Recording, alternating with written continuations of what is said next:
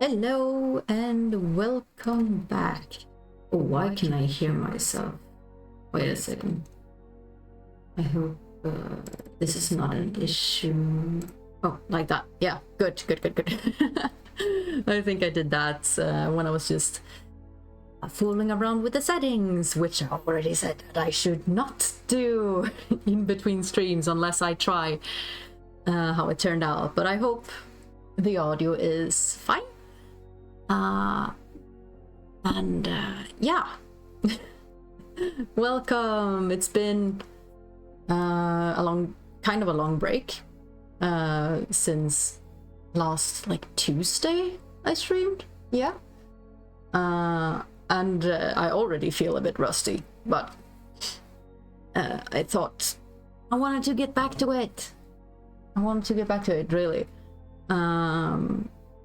But yes, it was a bit of a spontaneous thing. I wanted to stream today, but I was like, oh, what am I going to? Like, should I just chill? But no, now it's a cozy evening. I want to get back to the monster game and yeah, see where it leads us.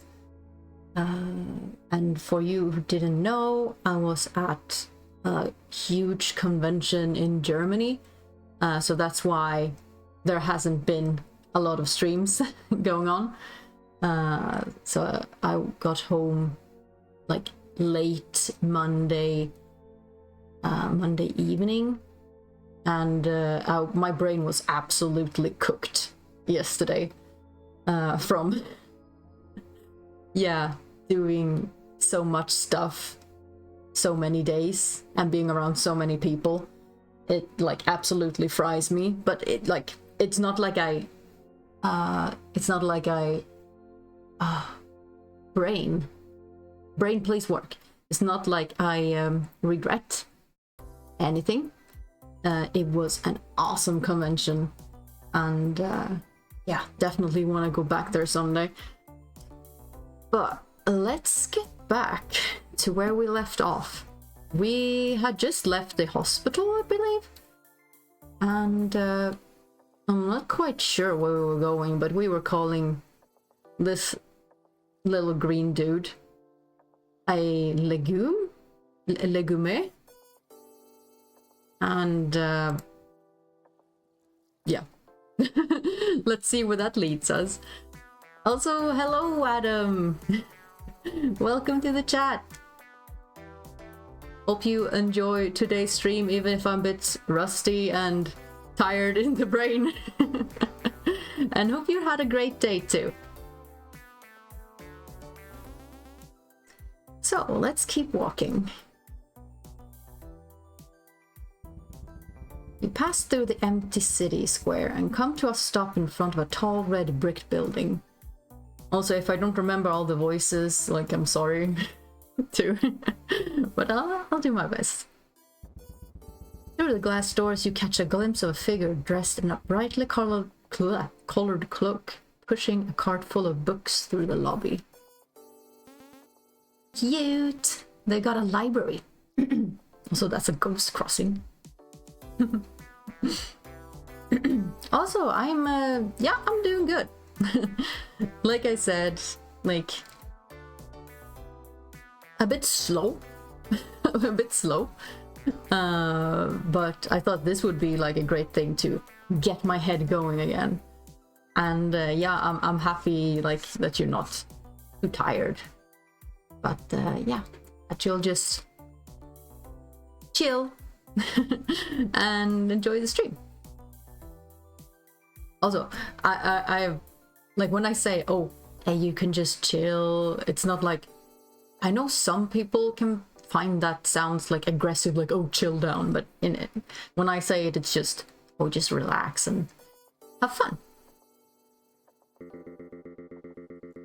Don't be fooled. Libraries are treacherous labyrinths. Without a specific goal in your heart, you'll be lost in a maze of books. Fair enough. Bad experience? Nah, I've never actually been here. Now let's check it out.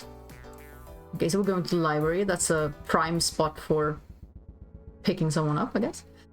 Entering the lobby, you're welcomed by a hushed peace and oh my god. Contemplative quiet. The front desk is tucked off to the side, unmanned. Yeah, I understand, just chill. It's like, thank you. Thank you. To the other side is a framed map of the library's layout. The map makes it appear much larger than the outside would lead you to believe. So, where to first? The town archives. No Minotaur can find us in there. He's so scared. They might have an article about me. You'd have to be relevant for that. Alright, yeah, we're supposed to figure out how to break the curse our character has on them. You walk down a set of stairs into a dark sectioned off area labeled archives. Shelves line the small space. A table rests in the center of the room, covered in scattered papers, notebooks and diaries. Looks like somebody had the same idea. Yeah, they left a mess. Let's take a look around and maybe put some things back. I'm on it. You sort through the books and papers on the table, and several things catch your eye, first off, which being an open newspaper. The O'Malley Monster, a menace on campus. As if finals week couldn't get any worse, there's been reports of a monster roaming the school grounds. Not just any monster, but a wild-eyed, ragged beast with iron teeth and a wail like a tornado siren. One student claims they saw muddy handprints tracked through the co-ed dorms. Campus securities brushed it off as a lost black bear, but last I checked, bears don't have dorm keys. Oh, they can get in places anywhere. Their professors are scared. Freshmen are petrified and the howling hasn't stopped. How is anybody supposed to wrap up fall semester with a monster running amok? Want my take? This is some elaborate prank by some loser looking for attention. Try not to give it to them. You turn the page and see a rough photograph of a monster peering out from behind a half-open window. Yeah, I don't think that looks like anyone we met so far, but it kinda? Not exactly like any of our friends, but a little bit. Ooh, we rolled good. You return to the main pile, checking if anything else might interest you. Also, I forgot completely that. Yeah. It's kind of a D&D thing. You return to the main pile, checking if anything else might interest you. Ooh. Werewolf and new magics, citizens of the underworld, anomolium? Check your phone, quit. Okay, no. Well, the only thing I don't understand is the anomolium, so we click that first. Humans talk. They talk a lot. And whether it be by their own volition or a cacophony of wills, someone is bound to listen. Most revel in the act of playing the part. It's why they're here after all. While others choose to flee, ultimately rejecting the wishes of humankind and living cut off from the world. These outsiders are called cryptids, elusive anomalies shaped by the world's whispers, perhaps born from a dying god's prayer or tear in reality. Oh, do we? Yes, success? Oh yeah, so depending on if I succeed or not, I can check more things. So, werewolf and new magics or citizens of the underworld. Personally, I'm more into the new magics thing. Also, we know a werewolf, so. Star marks, known as etches, are a magical tattoo inked onto a werewolf's skin. The most common place for an etch is between the shoulders or the forearms, acting as a shock guard and easing the physical strain of a lunar curse. Ooh, pretty! This magic isn't without pushback, however. Some werefolk take issue with the etch, claiming it reduces endurance needed to shift. Keeping a clear head under the effects of moonlight is considered a feat of strength. A shaggy fur coat easily masks these markings, making it difficult to tell who's the real lycanthrope. That's cool, like werewolves have a little tattoo. Were people in general, because that was a were-rabbit. Also, yay, we can look at the last thing too. Yeah, return to the title. Citizens of the Underworld.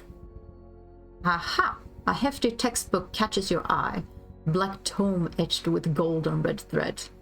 Lucky find. You pluck the black book off the shelf and admire the handiwork. Face of a large bat, jaws agape, is delicately embroidered on the tome's face. The edge of each page dyed a shiny red. Citizens of the Underworld.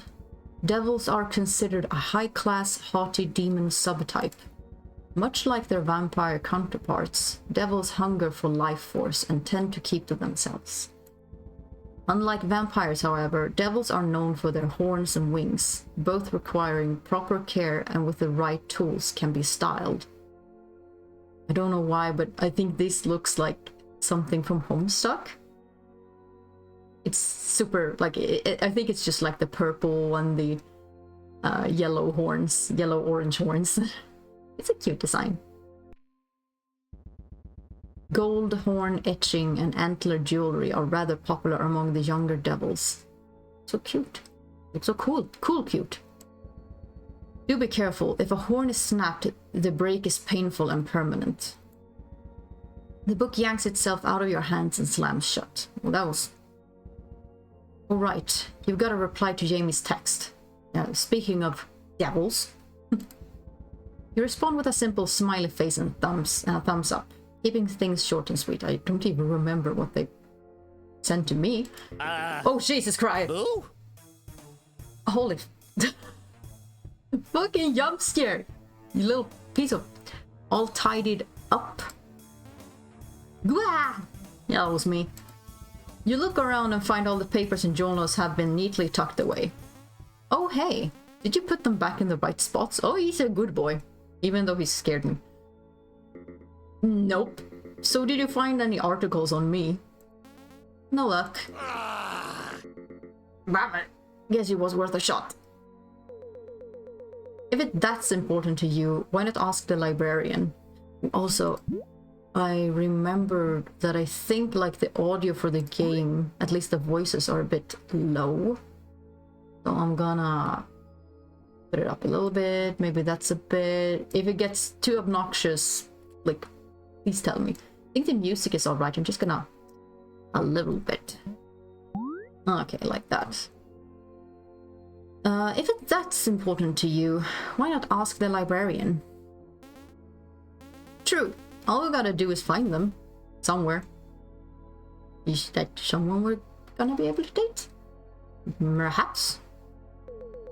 I'll scout on ahead. Taro fades out of view, leaving you to wander the library aimlessly. Madhouse was right. You're totally lost in this labyrinth of a library. You know, I tried writing a book once. I thought it'd be a great way to get thoughts out of my head, but I couldn't hold a pencil. You give Madhouse a sad look. No, it's cool. That's how I got my telekinetic power. Ghosts don't have that ability from the start? Question mark? A spectre derives their power through dissonance, so I'd imagine it'd take years for a skill like that to manifest. I think the librarian found us. Oh, just a second. Let's do this little boop, boop, boop, boop, like this. Okay, now I think the audio should be good. Oh, not to pry, of course. Whoa! Who the heck are you? Why, I'm the librarian. You can call me the Goat Ma'am. Oh my god, it's a goat lady! With translucent horns. There you are. I thought we'd be trapped wandering here forever. You got lost? I knew I should have required emergency whistles on entry. Sorry about that. I haven't gotten around to updating today's map. Can I help you with anything? What do you mean today's map? Oh, it's probably like a place where everything changes.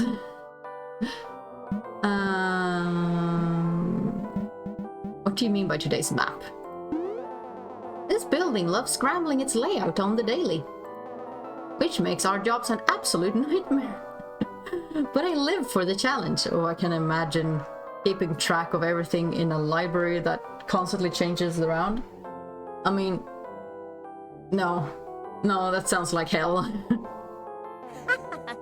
Yes, yeah, haha. No unworldly magic can dissuade me. So don't hesitate to ask for directions. Gotcha. What else do you know about ghosts? Most specters love passively wreaking havoc, quietly but just enough to irritate you. But if you manage to befriend one, they're great for countering the summer heat. Why? And they glow in the dark when they're happy. Isn't that adorable? Doesn't our like little ghost madhouse glow all the time? Gosh, I'm a little jealous. What are you? Why, I'm a dreadful and fearsome devil. Oh, wait. Oh, I guess, goat, yeah. You can tell by my lovely wings and horns. Or what's left of them, anyway. Isn't Jamie a devil? Think so. Let me guide you rascals back to the front desk. Thank you. Goat Ma'am takes you through the library, ducking and weaving through the aisles. She's fast. Psst. Did you ask the nice lady how to get my body back? Your body? Ew, not that one. Sure, I'm desperate, but not enough to warrant crimes against nature. Well, if we had enough toothpicks, I could sculpt you something out of lime jelly. You'd do that for me? Oh. Oh, ma'am, how would a rogue ghost go about regaining, let's say, their limbs? Necromancy is out of my jurisdiction, dear. Oh. Not like that. Oh, thank goodness. Is there a way to, like, glue him back together? Well, the best thing one can do is strive to find peace and move on. Oh. That's bleak. Not happening, Granny. Is it not a spirit's goal to find eternal rest? You should take this time to reflect. Never mind. Get me a necromancer. Oh, aren't you a silly one? Let me get you kids some helpful pamphlets. She's nice. Strolling out of the library, you flit through the pamphlets the goat ma'am gave you. Existence for Geeks, To Charm a Reaper, Share the Abyss, Life in Ectoplasm? These are all terrible. Actually, open the last one. It sounds interesting. You unfold the ectoplasmic pamphlet and Mike begins quietly reading over your shoulder. Let's find a place to sit and read these. Now I'm invested. I think we passed a cafe back there. Perfect. The ghost blips back into your phone, leaving you to turn around and nod along, skimming through self-improvement for the undead.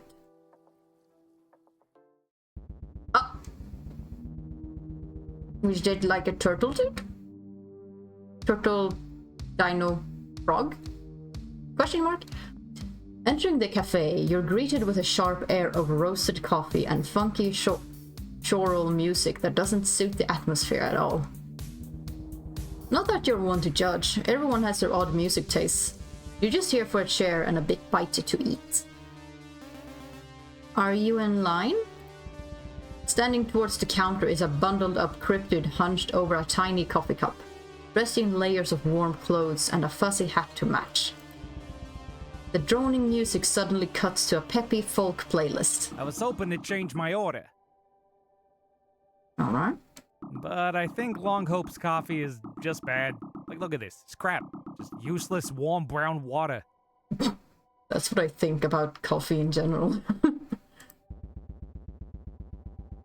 You shuffle past as the disgruntled Cryptid leaves the shop. Oh, hey, Jamie. Welcome. What would you like to order? Oh, she... Abyssal cold brew is half off. Oh, she works here. Alright, also, why do you have a hat on your horn? I think it's a hat, it's not a sock, is it? Jamie? The towering demon freezes up on the spot and their cheeks flushing a bright blue. No. Please, look away. Oh, she's embarrassed. Oh. Begone, human. Okay, she's very embarrassed. She's aggressively embarrassed. Gaze not upon my wretched form. You mean your work uniform? Precisely. I am but a worm in this state. Hey, if it's too awkward, I can come back when you're on lunch break. No, I must be strong. I'll have a chai latte and a croissant. You could save $2 if you ordered an abyssal cold brew. Sure, if you recommend it. No, it tastes very bad. Oh. How about an iced green tea? Great choice. You get your croissant and handcrafted beverage, eager to take a sip. With great anticipation, you take a drink. And gag. It's horrible. Remove that. It's horrible. It tastes like the vacuum of space slathered with the Marianas Trench. How does that taste like? This isn't what I ordered. I believe you ordered an abyssal green tea. No, abyssal? It's where we source our ingredients. Blech. What if I made you a drink that's off menu? I insist. Okay, just don't get in trouble. That's part of the fun. You nudge the drink aside while Jamie heads back behind the counter. Poop! Car batteries! Pardon? If you took some jumper cables and hooked me to a car battery, that'd be just the jolt I need to get my powers back. He's all over the place. Are you trying to electrocute me? No. Why would I do that? Who knows? Come on, loosen up. Come on, I wouldn't put you in harm's way. Tell that to your one fanboy. Ouch. Gosh, you're brutal. I'm being honest, you know.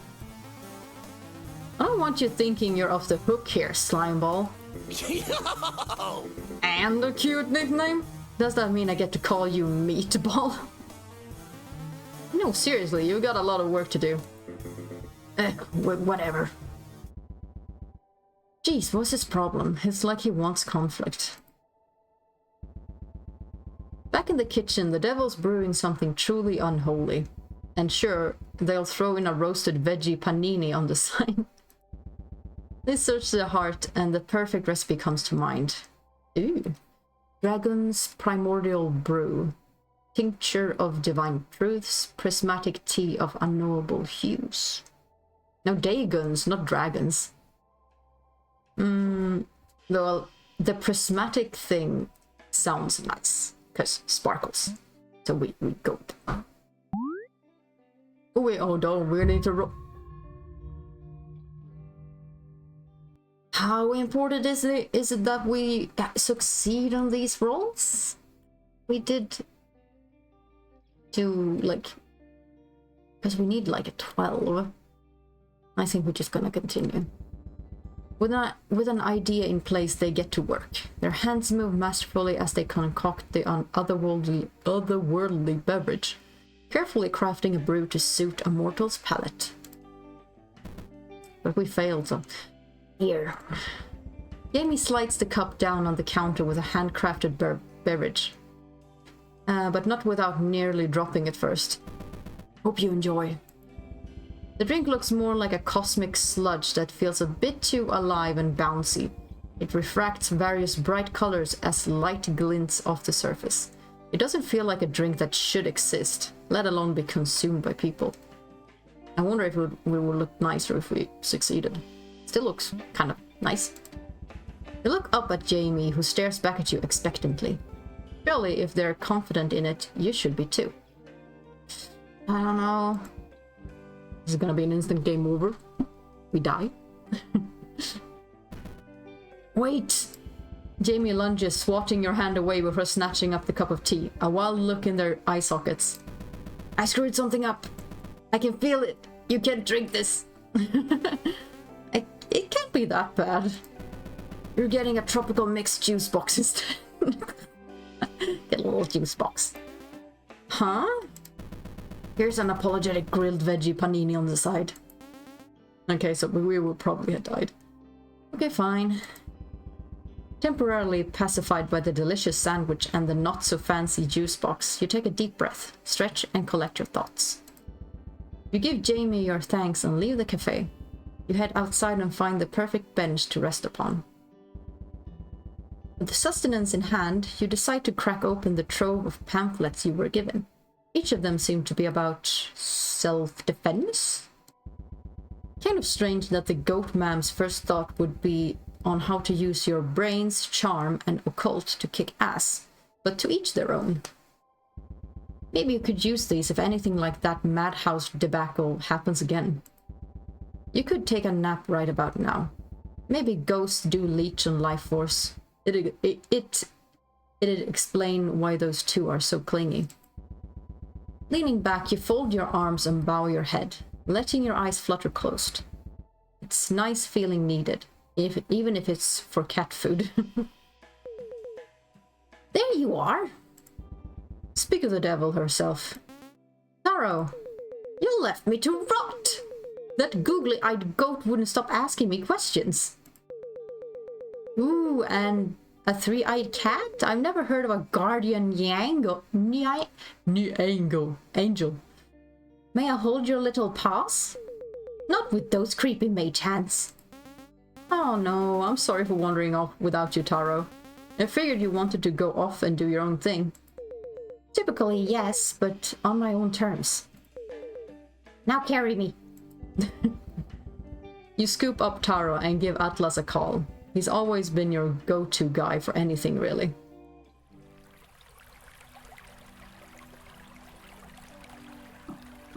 Oh, please do it again. I'm at the bridge. Yeah, I stopped by the clinic. I think he went home. Hey, I'll see you there.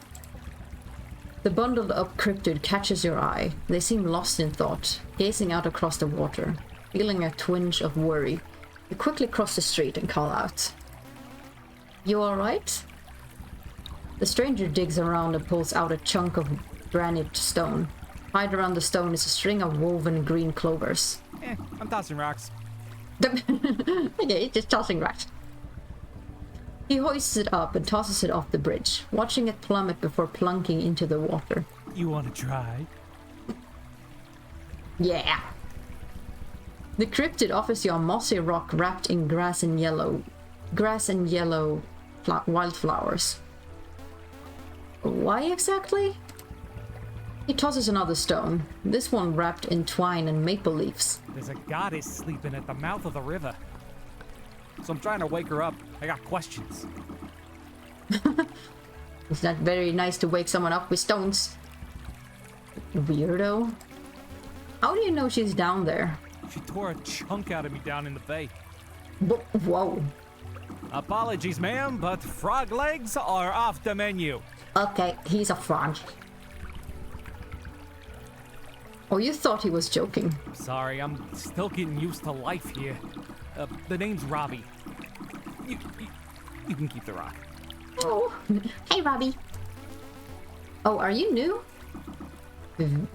Very new. I washed up on the beach like a piece of soggy driftwood. That's a real fairy tale entrance. Maybe fate brought you here. Rabbit. I suppose that'd make me the frog prince. I thought you were a fish. A monster either way. You just have to ask.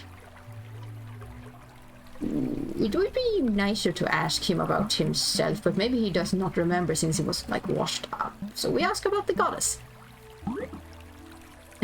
What does the goddess look like? Like me!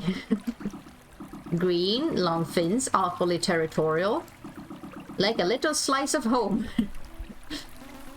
So what's your plan now? Need to ride out of town, find a nice pond and hibernate till spring. Oh, that's alright, yeah, that's why he's dressed so warm. Frogs don't do well in winter. Do cryptids generally hibernate? Robbie wheezes a strained laugh. Cryptids? Is that what folks calls us? Like I'm some kind of space alien? They figured it was an umbrella term. That's hilarious. And not at all like what they call us back home. Which is... Eek! Get away, you monster! That's terrible. Shh, it doesn't bother me. Well, that's what I would say if I didn't if it didn't actually bother me. Oh. Well, I think you're a pretty cool frog prince. Wow, you think so? Aw, cutie. You have a place to stay? I'm squatting in some greenhouse I found. The humidity's easy on the gills. The two of you gaze out over the river, hoping some water-breathing dragon would burst from the waves, but nothing happens. With a curt nod, Robbie departs. Heya! Wait up! I was wondering when you'd show up. What's up? Hello, Atlas. I think we discovered a new type of possession. Oh? Oh yeah? I'll call it paranormal poisoning, Okay. complete with alliteration. Cool, right? By the name alone, I'm guessing it's some sort of supernatural leak that bleeds into someone else's life essence. Bingo! You're pretty sharp. I made that up. Oh. Yeah, don't screw with me. Okay, continue. I'm listening. So, paranormal poisoning isn't absolute possession, but rather a weaker indirect influence, like keeping a haunted doll by your bedside. Or drinking a can of haunted soda. You got it! Oh. How do you figure this out? He's a bit nervous about that question. Taro, can your buddy and I talk in private? What? You two need some alone time? Yes, piss off. Yeah, I'm just teasing. You two get along now. I'll meet you back home, human. Oh, and she's gone. What did you want to tell me? Well, when I close my eyes, this happens. What are you doing? Whoa. Okay, bad. Atlas squeezes his eyes shut, and when he opens them, they're a sharp green with a faint glow, just like when we were fighting him. I'm sure it'll wear off soon, but I've been keeping an eye on it. You're still possessed? Atlas, how are you functioning? Yeah, like the paranormal poisoning I guess he got from Madhouse. Willpower, baby. I'm taking you to the doctors right now. I'm calling poison control. No, chillax. Let's not pass up this glorious opportunity. I've got to show you what I can do with this first. Fine, but I'm not happy about it. Booyah! I knew you'd understand. I'm gonna lose it. So wanna join me and look around town? You're still looking for a toothy, spiky guy? With no eyes. Aren't you just describing Madhouse?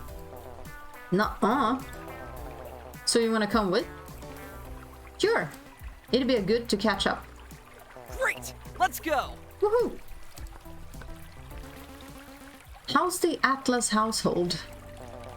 We're doing good. I'm in the middle of negotiating a family shore chart. No, I mean back home.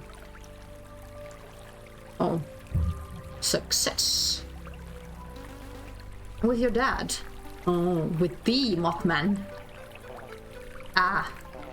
I just needed to leave. What happened? I thought your dad was cool. I had a vision, like a bad one. Did you tell Atticus about it? That's the thing. I think he was the... I shouldn't dwell on it. This is the Mothman we're talking about. So what about you?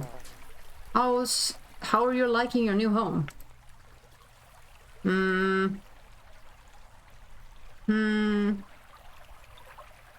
Maybe we should... I'm gonna be a little bit pushy and asking what happened to your dad. Just because I'm your friend. What happened to your dad? Huh? Nothing happened. It's a vision. Besides, this isn't something you should worry about. You're nosier than I am. Atlas, if something's bothering you, you can talk to me, man. Look, it's better with me out of the picture. Atlas, come on. I'm bad luck. No, you're not. Buzz, buzz. I think someone's phone is ringing. Pardon me.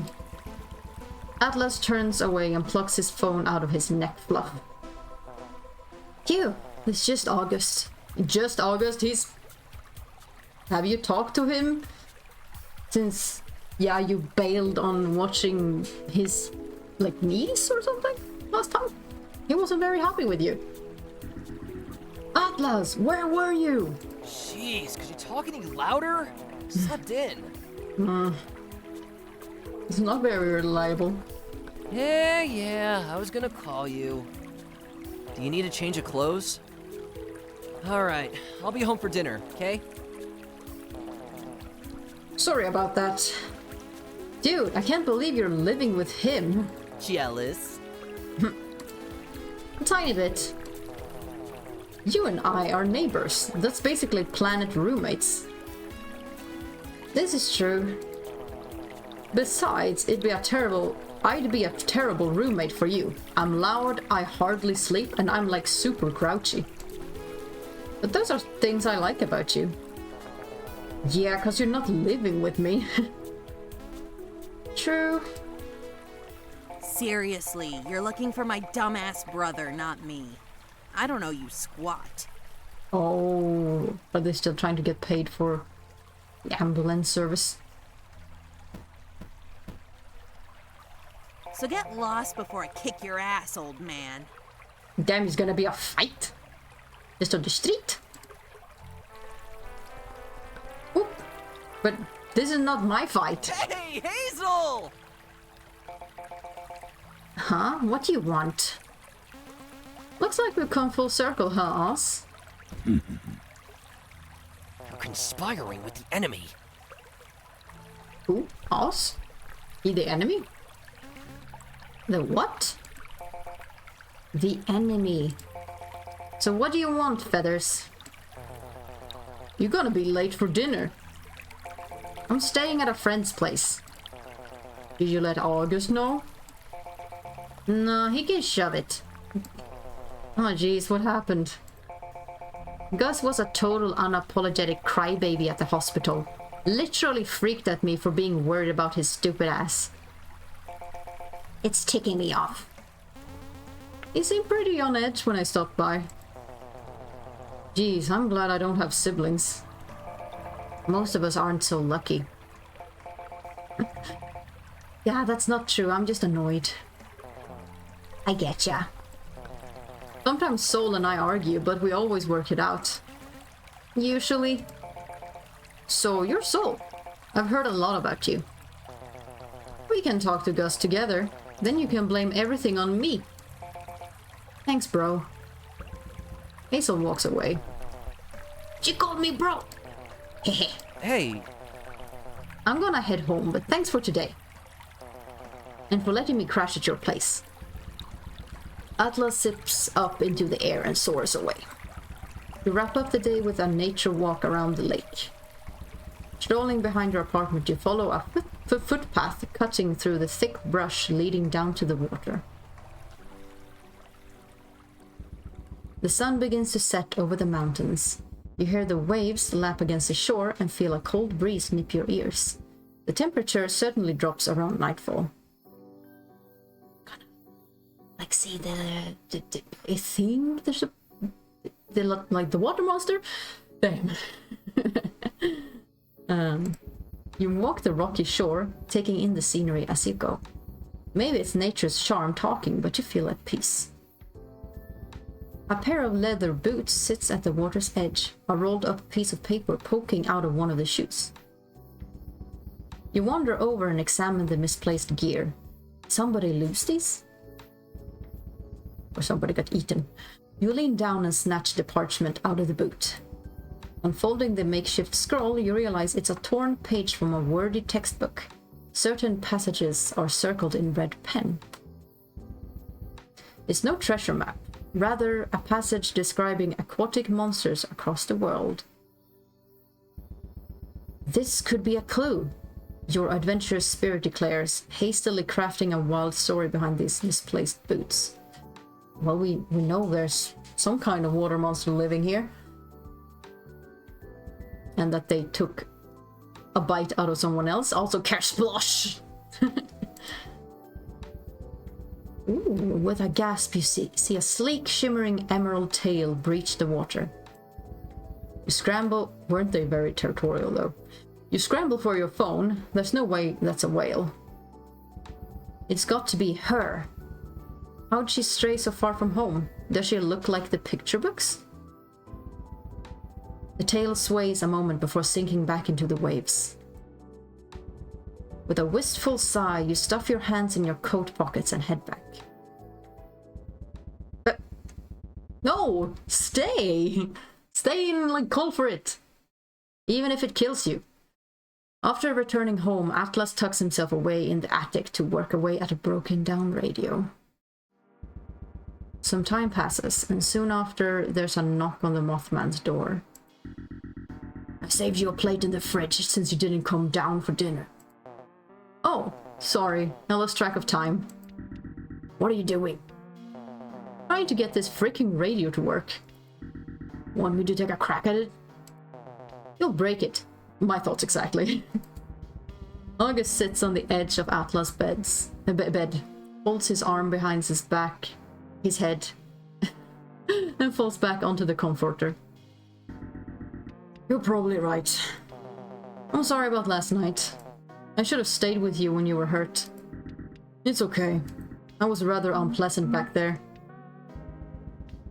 August seems hesitant, his words hiding what he's really feeling.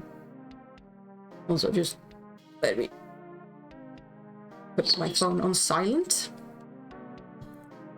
His words hiding what he's really feeling. You think you could run some errands while I'm out tomorrow? I need you to pick up some fabric and then swing by the pharmacy for me. Sounds boring. Consider it a second chance after last night's kerfuffle. I mean, it's kinda, sorta, slightly your fault for trusting the scatterbrain. Don't say that, Atlas. Sorry. Wanna go apple picking this weekend?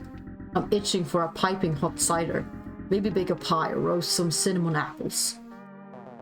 Shoot, I already made plans with Jamie. They're off work Saturday, so we're gonna hang out.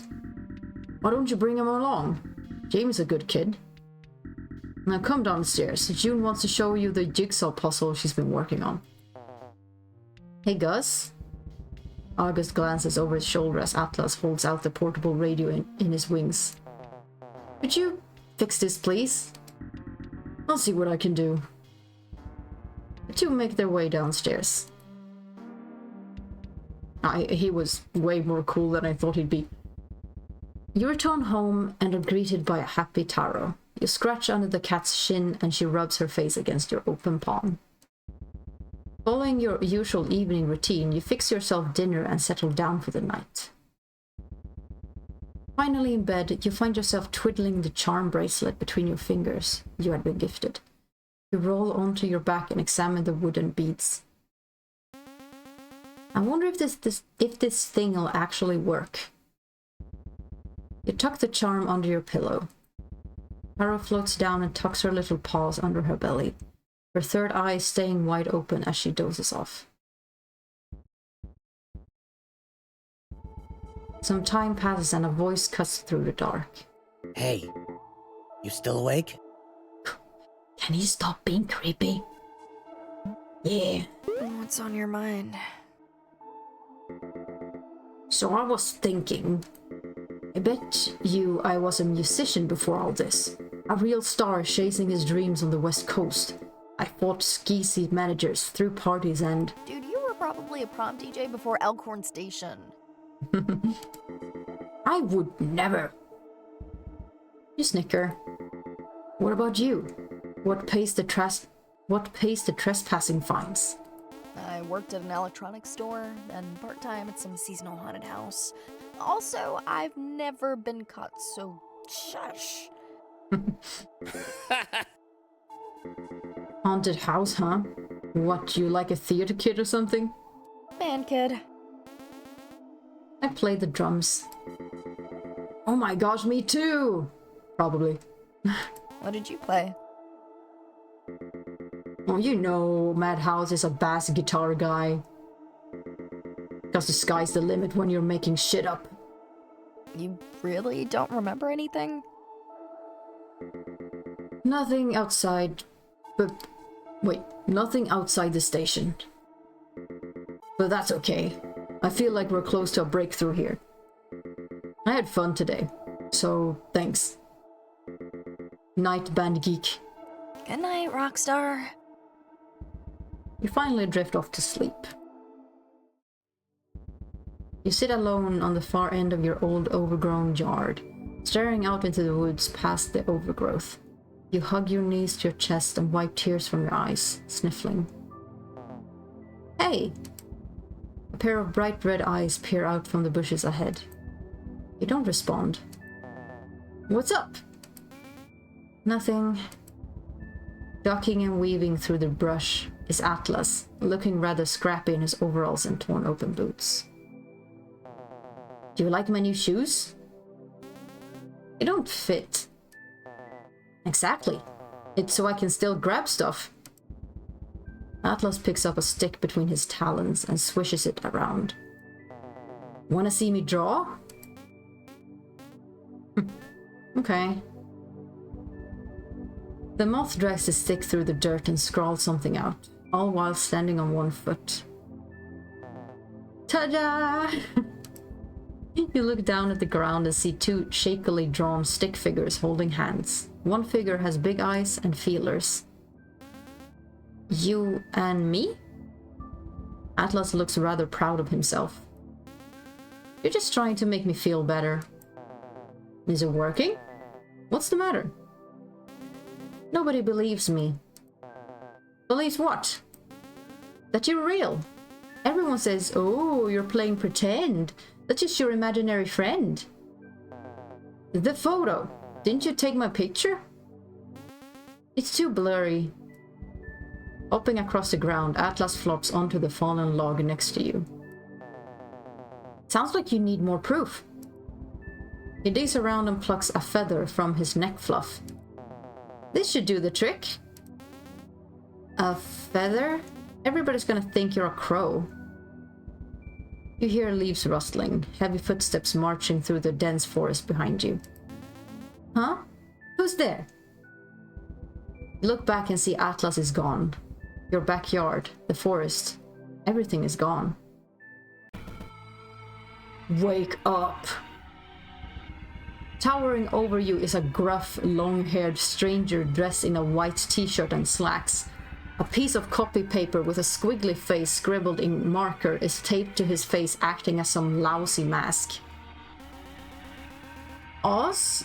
What are you doing in my dream? The intruder claps a hand to his chin and peels the paper off his face. Wait, Oz does not... Bad disguise. You don't speak. Why are you speaking? The howler hoists you up his burly arms. His hands are rough and his forearms are etched with tattoos. Watch your head. Oz tosses you like a trash bag and you fall out of bed. And that's the perfect time to adjust our probably not very good sitting position. And also have a drink so we can keep our voice through this whole thing. Yeah, I didn't mention, but I got some bots installed. Yeah, fixed up. So I get reminded to get my shit together, basically. But it's good for you too. Like, however you're sitting, laying down, or walking around, yeah, take care of your body. You're gonna have it your whole life. Well, we fall out of bed. Laying on the floor, you stare up at the ceiling, your heart racing in your chest. You hear a knock at the door.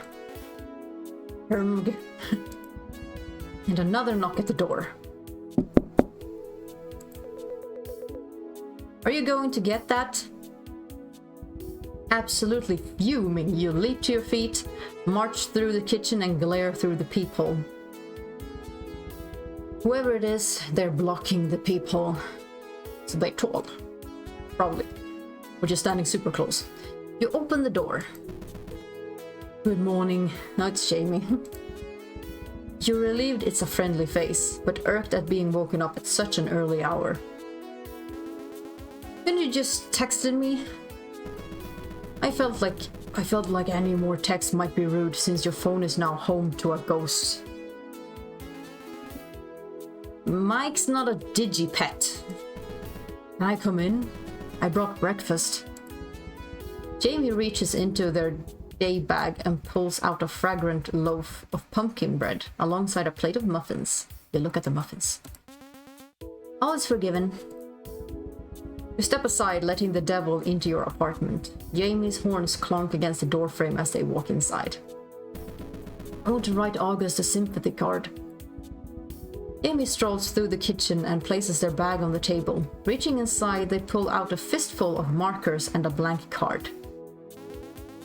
That's not a bad idea.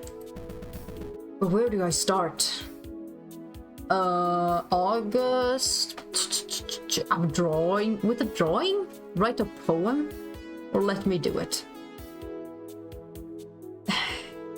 Oh, I don't know if August... Is August a poem guy? He feels like he'd find a drawing to be cute and a poem maybe just weird. But I kinda... It would be cute to see Jamie draw something, so I think I'm gonna go with a drawing. A picture is worth 1,000 words. Just draw whatever is in your heart. My heart? Squatting down, Jamie pops the lid off one of the markers and begins drawing on the card. Oh, she's gonna probably draw some, like, fire, since she's a devil and all that. You try peeking over Jamie's shoulder at the doodle, but they sheepishly block your view. Can I see it? Not yet. Perfect. We should be good to go. Do you know where August lives? Mm-hmm. We can walk there together. He lives just up the road. Sure. We can talk car damages on the way. The muffins weren't enough. No, you're not getting out of this. You're gonna have to pay. I thought you said it was just up the road, not a hike. I have friends who are like this, who says like, oh yeah, it's close by, and then you have to walk for like half an hour. I'm like, this is not close. We had a car. Why didn't we take the car? Why did we have to walk for half an hour during the summer? Would you prefer we drive? Yes. In that death machine? I wouldn't trust driving it across the street. It's not that broken. Augustus' cabin is exactly how you'd expect it. In the middle of the woods, rustic, overgrown, but sturdy. The furniture on the porch looks hand-carved, potted ferns resting on each step leading to the front door. The only thing out of place is August, shovel in hand, digging a big hole. Oh my god, he is human!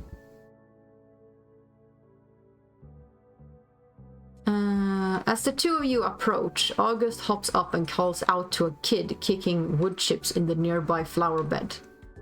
Junebug, you're gonna get splinters. Why don't you come over here and say hi? He looks good even in his human form. I'm busy! I guess that's a kid.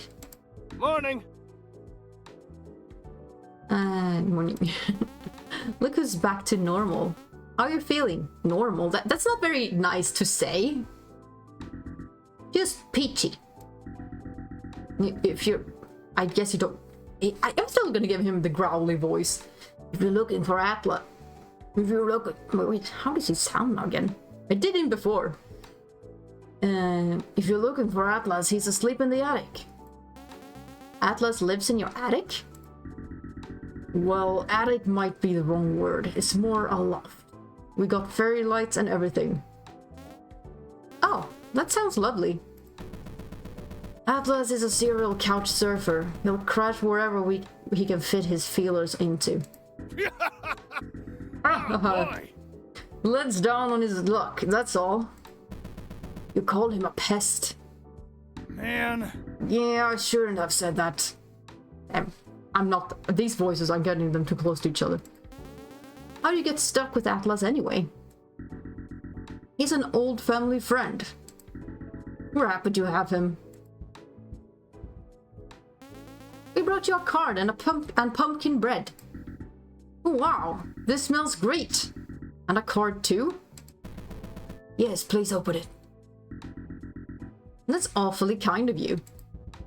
Tearing open the envelope, August pulls out the get well card and opens it. August's eyebrows furrow as he stands there staring down at the little card, a concerned look on his face. Oh no, yeah, we didn't get to see what she was drawing. Oh my god, that's very dramatic. That's very dramatic. Are you bleeding out your eyes? If that's how you interpret it. Who's the little blue guy in your head? That's my soul. Damn. I didn't know you were a baker and an artist. That's so cool. Jamie grins. Aww. August chuckles, tucking the card into his back pocket. He's cool about it. Thanks, you two. August throws an arm around you and Jamie, giving you both a friendly side hug. I see some... There's just someone down here. Hope you get better soon. You give Jamie a gentle nudge. Yuck! Jamie jumps and angrily looks around only to realize it's a puny red-haired girl yanking on her tail. She looks up at Jamie and asks, "Is that a mask?" "No, it's my skull." "Is your brain in there?" "It should be." "Can I see?" "I would die." "Hey, you rascal, this is my daughter, Yoon." "Did you know octopuses have 9 brains? It's in their arms."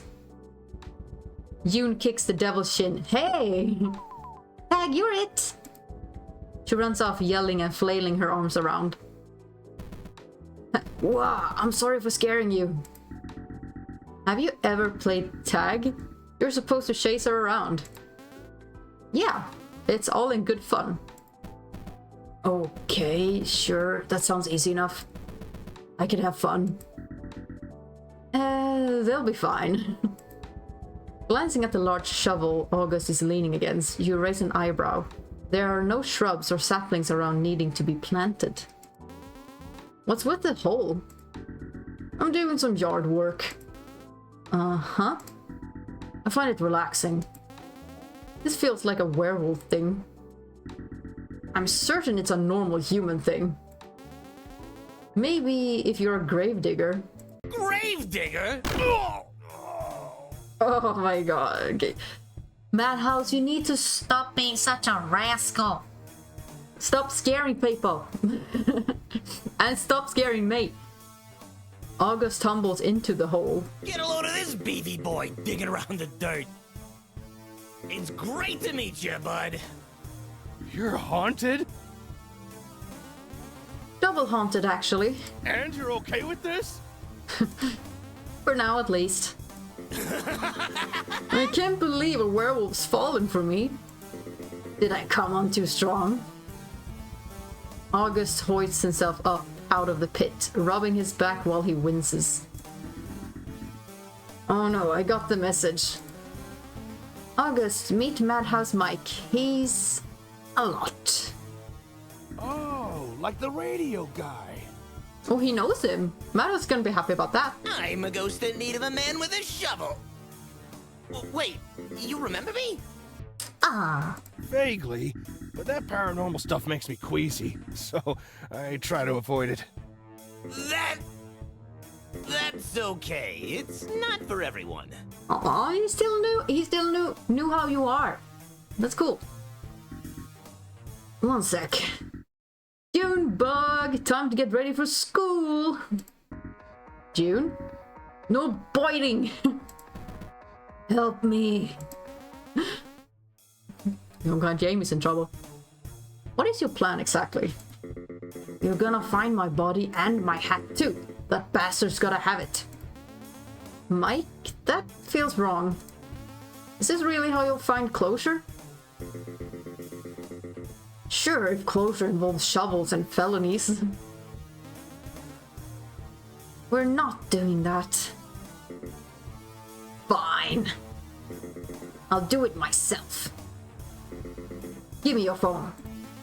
I'm not giving you my phone. Okay. Look, Mike, I know you're desperate, but you can't force people to do what you want. Like drinking poison. You got a lot of nerve, meatball. Seriously though, is Atlas okay? He's alright, but why don't you ask him? Just shove me in a meat grinder. Don't be so dramatic, dude. If you apologize, I'm sure it'd clear the air. Meat grinder. Ugh. Well, thanks for stopping by, you three. Not a problem. Yeah, it's always nice getting to know your neighbors. Could you give us a tour of the graveyard, neighbor? Since we're new in town. Why there in particular? It's for my spiritual well-being. That is a rather important journey. I admire a ghost taking charge of his afterlife. Yuck. Yuck. See, all I had to do was ask. I'd be happy to help. You're not creeped out? Nah, I hear it's a great spot for mushroom picking. Not alone, of course, but that's just common sense. So it's settled. How about I swing by and pick you up after work, since it's a bit of a drive? Sounds like a plan. What about you, Yam Slam? Feeling adventurous? As thrilling as creeping around a cemetery sounds, I'll have to pass. I'd feel bad leaving Atlas out. You decide to take the long way home. While you're walking home, you spot two figures, recognizing one as Goat Ma'am, who's pacing around. I wake up to find half my zucchini patch has been chewed to bits. Some hooligan's been ransacking my garden. Sounds like a giant woodchuck. The second figure is a tall woman dressed in a nautical blouse. A woodchuck? Wearing a coat and trousers? Ha! Says the talking goat. Unrelated. You stroll into view, catching the goat ma'am's eye. She greets you happily while the woman looks on. Good morning, dear. Have you seen a fellow with the most dreadful posture wandering this street? Is it the frog? Wait, the stuff? Oh my! Someone's been stealing rocks and plucking flowers from Parsnip's garden. Goat ma'am! I'm not calling you by your wizard title, Parsnip. That's too silly, even for me. It's endearing. You don't see me wandering around calling myself human ma'am. That's because you're not a creative person. Phew! Uh-huh. So have you seen him? Sounds familiar. I did stroll by a guy skipping rocks yesterday. Into the river? You think back to the stone Robbie gave you and frown. It's still in your coat pocket. Can you steal rocks? Maybe. Yeah? Noted. The woman holds her hand out for a shake. I'm Tessie. Oh, it's nice to meet you. Oh, that's the same name like my first ever dog had when I was a kid. It's a nice name. Tessie. You reach out and the two of you shake hands. Her grip is firm but gentle. So, Goat Man. Tessie chuckles. I'd better get going. You should swing by the lake sometime. And let Froglegs know purple lupine flowers are my favorite. Tessie smirks and gives Goat Man a big pat on the back before sauntering off on her merry way. Hey, wait a second. What is it, dear? Never mind. Now, where's your ghostly companion? I do hope those pamphlets were helpful. Ah, yeah, thanks. Meanwhile, face down in the dirt is the self-proclaimed Frog Prince, sprawled out like he's giving the earth a hug. A lone zucchini rests within claw's reach. A weapon, perhaps? This is starting to feel like a crime scene. Hey, you okay? Craning his head to one side, Rob opens his glossy fish eyes. Not a fish, he's a frog. And squints up at the bug staring down at him. Maybe he's overheating? Definitely not, because it's winter. Atlas reaches over and touches Robbie's fluffy hat. The fishman doesn't budge. He plucks the hat off the fishman. Robbie rips the hat out of Atlas' grasp and flops it onto his head. What are you doing? I thought you were dying. Are you alright? Oh, I tripped. You see these webbed feet? They're shit. I'm like an ugly featherless penguin. Rob straightens up before slouching back down again. I hear ya. All I've got are these wings and chicken legs. He eyes the Mothman and frowns. So you're a cosplayer? What? What? Exactly. Because that's one striking interpretation of the Mothman. Wasn't he some sensationalized hoax? But hey, whatever sells bumper stickers. You can't sling words like that around. Hoax? Yes. It's insulting. I'm standing right here. And stand up straight. So it's not a costume? Whoa. Have you been living under a rock? A rock under a rock? I see. Wanna talk over coffee while I catch you up to speed? You seem like a real fish out of water. Okay. Then I said, Terry, get out of town. Who knew opossums could be so chatty? Ha! Only when it's gossip. Hey, Atlas. What's up, flyboy? They're not on the best of terms.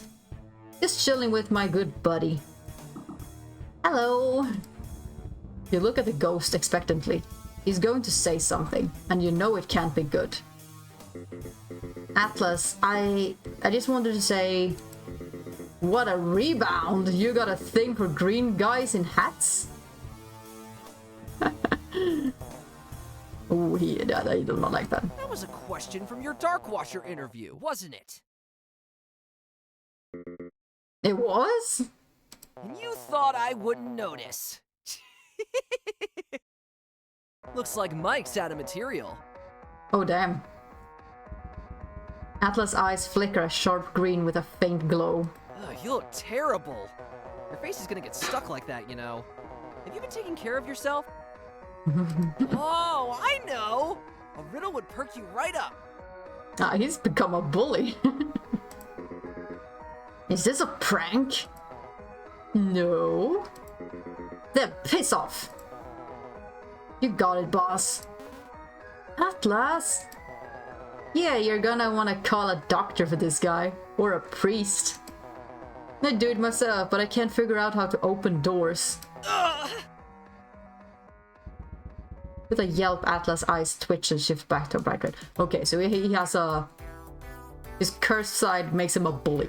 Got it. Shift back to bright red. We're taking you to the clinic. Rob, get him. Bad idea! You know Edith experiments on people, right?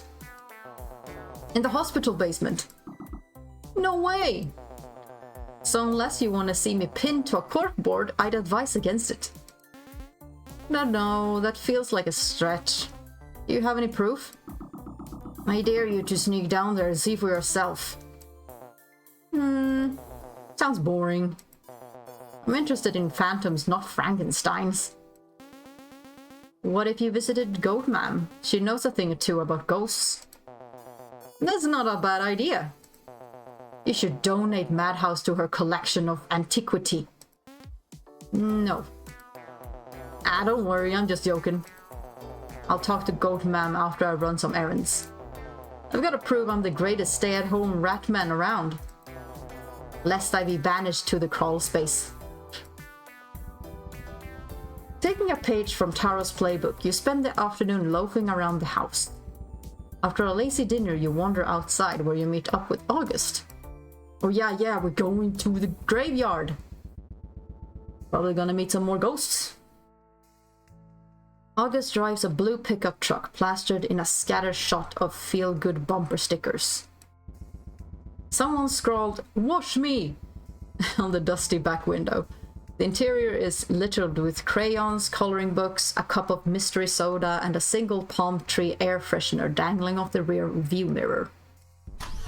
You slide into the passenger seat and the back cushion suddenly drops, giving you a mini heart attack. August quickly grabs the seat and snaps it back into place. Sorry, I forgot I broke that. Ow. Gus, why does your license plate say Beach Babe? Don't worry about it. Do you have an aux cord? No, but you can check my CD stash under the sun visor. You flip the visor down and start digging through August's music collection. Oh, it got awfully bright all of a sudden. Someone must have turned a light on. The CDs are much easier to read. Classical music, spa, ambience, baby sing-along songs.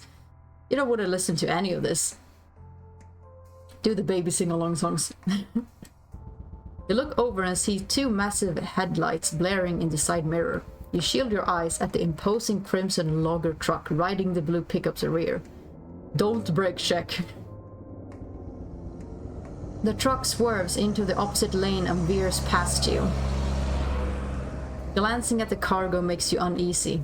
You can't quite make the shapes out in the darkness, but you swear it's squirming. I watch some, this is not good if you watch Final Destination. August shoves his hand out of the driver window and flips the truck off as it disappears around the bend. The pickup rolls through the graveyard's broken gates, its bright headlights beaming across the abandoned lot.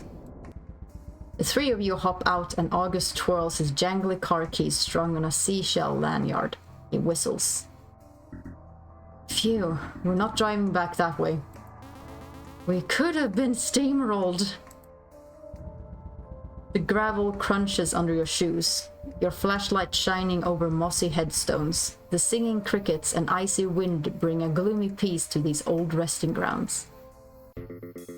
Hurry up, slowpokes. Maybe keep it down. I'm sure there's spirits here trying to rest. You got a heartbeat? Yeah, last I checked. Then stay in your lane. Oh, wait, is he turning? Yeah, sure, I mean, you're the ghost here. Oh, bug off! Gus is trying to help you. Yeah, Madhouse is a little bit of a bitch. Did he bring the shovels? We're not doing that. I'm starting to doubt this spiritual well-being thing. What do you actually want, Mike? I'm searching for myself. Literally speaking, I wouldn't get your hopes up. The three of you start looking around, hoping to find a stone marked with a Mike. I found a mic. Ooh. August calls out from a grave marker, gesturing you to come over. That's not me. I know if it were me. You sure? What's your last name? Madhouse. I don't think... No, I'm being serious. My name is Madhouse. Look for a guy named Madhouse. You don't remember, do you? What kind of loser forgets their own name? Let's come back when we got more information. You want to leave? It's getting pretty late. Then let's split up. We'll cover more ground that way. Madhouse blinks out of sight. Be careful. I want to go home. We can't leave, right? I mean, Mike's in his natural habitat. Like releasing a mountain lion back into the wild. I couldn't do that to him. Well, you got more patience than I do. I nearly freaked. That would explain the ears. And his neck fluff. Well, tour's over. I need to make a phone call. August strolls off the path, fishes his cell phone out of his pocket and dials up a number. How's things? I wanted to check in. Atlas, the oven is off limits. You invited Jamie over? Okay, just keep me posted. And tell Junebug Papa loves you. Not you, June! Yes, you too, Atlas. Oh. Hello? Anybody home? I've gotta be lying around here somewhere. Maybe they were right. Mike's got no clue what he's doing here. Or why anyone bothered. Hey, cutie. Place your headstone next to mine. What the fucking... Let's spend an eternity together, darling. Oh no! Go to hell. I saw him first. You freaks are the reason the dead don't speak. Please, pay them no mind. They'll be gone by morning. Rawr. Who's that? Huh? Now, allow me. Madhouse feels a spectral hand touch the visor of his hat. This memento is rather precious to you. Oh, my lord. There is... God damn! Difficulty 99... That's impossible. What is that supernatural? We're gonna get up. The hand gives Mike's cap a gentle tug and tears it off the little ghost's head. He shrieks and reality is torn from him. Mike, you look like hell. Where have you been, bedhead? Mike's standing half asleep, slumped against the studio door frame. He's face to face with his producer, who's clicking a pen in her right hand, annoyed. Is it that obvious? Let's just say we're lucky this is radio. Have you been getting enough sleep? They both know the answer. Sure, but what about you, Debs? Yeesh, there's not enough hours in the day. Especially with our holiday special just around the corner. Boss wants things wrapped up in a real tidy bow. I'm holding out for this year's holiday bonus. If we even get one. Davey takes a sharp breath. Let's focus on you, okay? You're the star here. I just schedule interviews and push your buttons. Oh, come on, you got me this gig. Mistletoe Mike wouldn't exist without ya. You do look good in a Santa costume. They both laugh. Now, give us an outro. Like, on the spot? Boss's orders. That's it. Your heart clung to this. No glory, nor tragedy, but a boring day job. You poor little nothing. Even Oblivion didn't want you. Whoa. Madhouse chokes, straining against the crushing grip of this invisible foe. He squeezes his eyes shut and blinks back into your phone. But nothing happens. He strayed too far. Oz shambles through the graveyard like a zombie. A tired zombie. He plucks a toadstool here and a moss chunk there. Per Edith's orders. Squeezing his eyes shut, he stifles a big yawn. He steps in something and nearly slips. Oz lifts his boot and peels whatever it is off the bottom of his shoe. A mushroom? No, it's a melted baseball cap. Oz scoffs, tossing the hat aside. Gross. Mike, where are you? You come running, skidding to a stop as you nearly crash into the howler. You scream at the sight of... Oh, it's just Oz, lurking around in the dark, alone in a graveyard. Just like you! Except he's a monster and built like a sycamore tree. I'm so sorry. You. August marching through the dark paces behind you. What does Edith want? Did she send you to come screw with me? August eyes the sky with suspicion. Where's the bird? Oz rolls his eyes. Did something happen between you two? All Oswald cares about is his so-called favors. I'll pay my stupid bills, so quit hounding me. Oz lifts a finger and August pauses mid-rant. Oh, you go ahead. August waits patiently as Oz writes something on his little clipboard. He shimmies over and glances at the note. Oz holds it out for August to read. Oswald says I'm right. He is horribly wrong and he'll be fleeing to Alaska post-haste. What? Mother of... Oof! Oz stomps on the wolfman's foot. Okay, they do not like each other. You don't have time for this. Turning away, you zone out the bickering and wave your phone around trying to pick up a signal.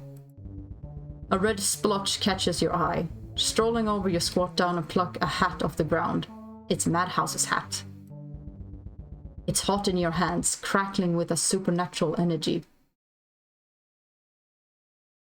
Oh, he lost some HP here because he got stepped on. Guys. An eerie hush falls over the resting grounds. Oh, he smacked him back. You look back to find the two cryptids brawling like monsters. Oz lunges, aiming for the wolfman's neck, but the sleek face mask blocks his bite. August retaliates by chomping the howler's arm, shaking him out like a shoe toy. What the hell are you doing? We're not supposed to be fighting each other. August! Oh my god, he got no... Oh yeah, he got pants. I thought he didn't have any pants on. He's almost fully transformed again. Please don't rip your pants. August spits the howler's arm out of his mouth with a disgruntled whine. Both of you. Bad boys, bad. Sorry. Oz folds his arms and sulks. What were we doing again? I can't get a hold of Mike. Sure, we split up, but I don't think he'd disappear. I knew this was a bad idea. Give me that hat you're holding. It's Mike's, right? Is he gonna sniff it? I'll sleuth him out. What? You got a sixth sense? Oz reaches into his overshirt and bumps into the wolfman. Nah, ghosts got this ozone sort of smell to them.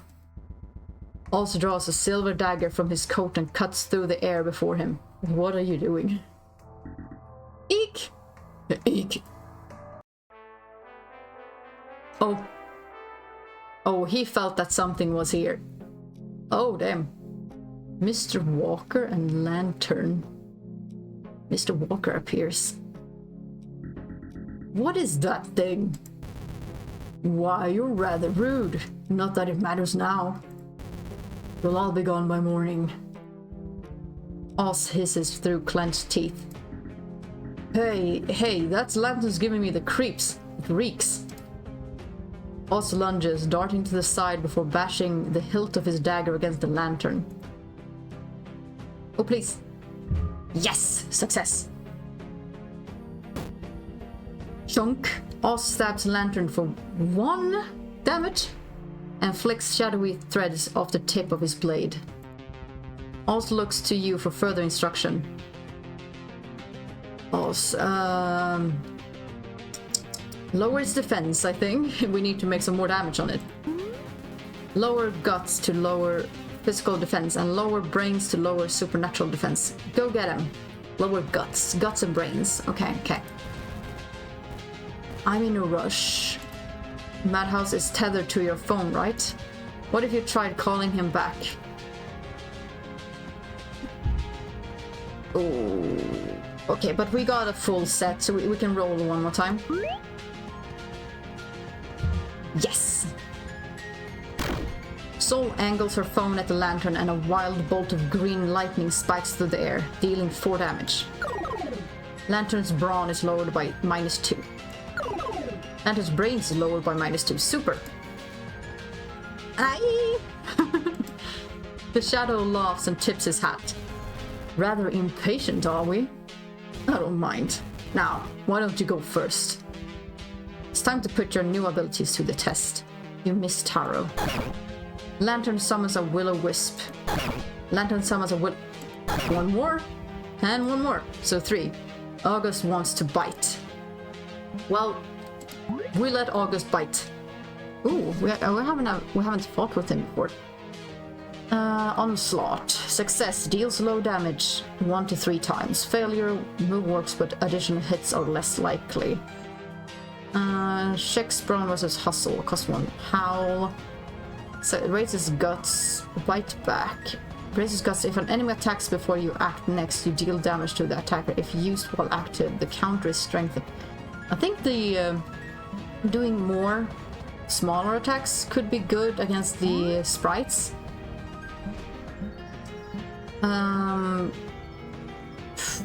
Well, the lantern spawns the little wisps, but the walker don't have that many, doesn't have that much health, so I'm thinking I'm gonna focus on him first.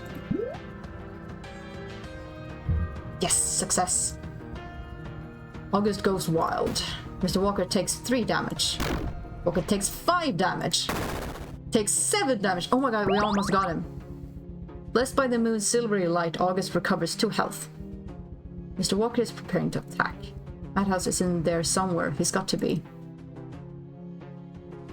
Okay. We can get him. We can get him before he recovers, right? Let's do Oz. Silver Stab. Deals moderate damage based on brains that increase the higher. Blah blah blah. Gut Punch. Deals moderate damage and lowers target's guts. Bandage wounds. Oops. Wrong. How did we go back now again? Oh, go back. There. So maybe I can just like hit him. Kasap. Deals moderate damage and slightly lowers both target brains and brawn. Okay, let's finish Mr. Walker. Yay, success! Smack him! Soul aims their phone at Mr. Walker and shoots out a burst of electricity, dealing 8 damage. Okay, he down. August wants to bite. I'm gonna let you bite again. You bite. He's minus, but he's still in here? I don't know. The onslaught was good. To bite back, sniff. Lowest target difficulty. We fight. I'm more of a fighter. And yeah, we made it. Not bad. Go get him, August. Lantern takes 1 damage. 1 damage. Ah, crap. Okay, yeah, we need August wants to tear us apart. Don't touch us. We're fighting together here. Okay, Oz, what can you do? We need to lower the thing to make deal more damage. Deals moderate damage based on brains that decreases the higher target occult is and blah blah blah. Glare deals low piercing damage and slightly lowers targets per. No, that's not the we don't need. Greatly lowers targets guts.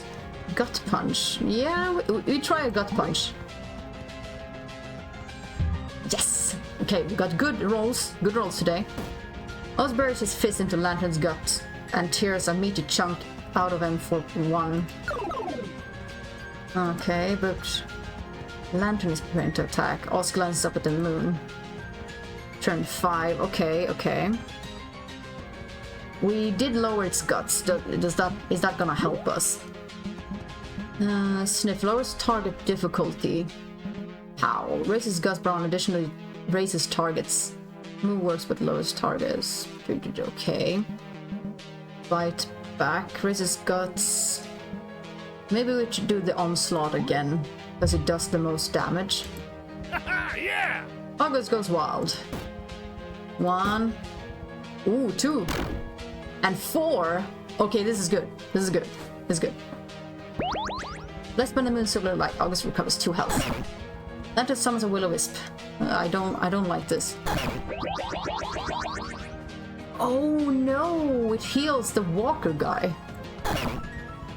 Okay, got it.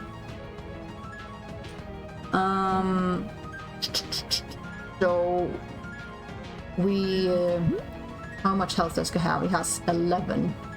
We do onslaught on Mr. Walker again. We can get him out of the picture again. Yes, success. Yeah! Fuck him up. Yes, he's down again. Super. And then we do the Oz. What did we do? The gut punch. Yeah. It made it so we did more damage to the lantern. Super. Success. Chest away 2. And it was lowered again. You brace yourself for the worst. All of us got good health. August can attack. You have to pick some. Oh, well, yeah, his thing is out. Kasap. Well, we sap the thing. Okay, not good, but we can reroll. Yes. Shoots out a burst of electricity dealing 4 damage, so that's good. Lantern's brawn is lowered by 2. Oh, that's even better. Brains is lowered by 2. That's super good. August wants to bite. You can't though. You don't have any stamina left. You're gonna have to wait.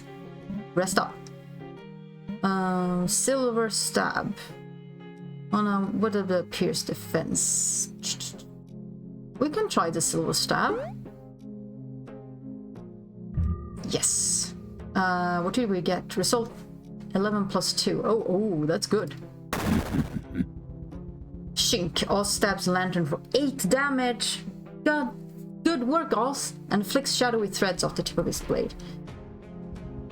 Then it begins to fracture, and will-o-wisps seep through the cracks. Oh dear. Oh dear. That's not the voice he has. Oh dear. Now this is rather irritating. Lantern's guts is minimized. Current -1. Oh, you're fixing yourself. Stop! Mr. Walker's palm mod is raised by 2. August catches their breath. Lantern is preparing to attack. Madhouse is in there somewhere. He's got to be. Okay. Well, he didn't heal himself yet. So, okay, let's keep on hitting the lantern. Yes, super. Yeah! 2 damage. 4 damage. Okay, that was still a good one. And to summon a will-o-wisp. Okay, he heals him. Okay, so well, he's out. Let's... Should we... Are we scared of Mr. Walker? Or should we not see him as a big of a threat, maybe? I'm gonna focus on the lantern this time around. Probably gonna regret it.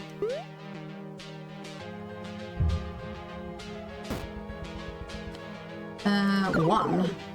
Okay, that was not a super good move. But maybe we can... I can do the cassette on... we do the lantern. We keep on the lantern. Focusing on the lantern. 5 damage, that's good. And we lower the stings too. Miss Walker is preparing to attack. August wants to tear us apart. Okay, we can do another Kasaf, but on Walker instead, so he don't attack. Nice. Yeah, he down.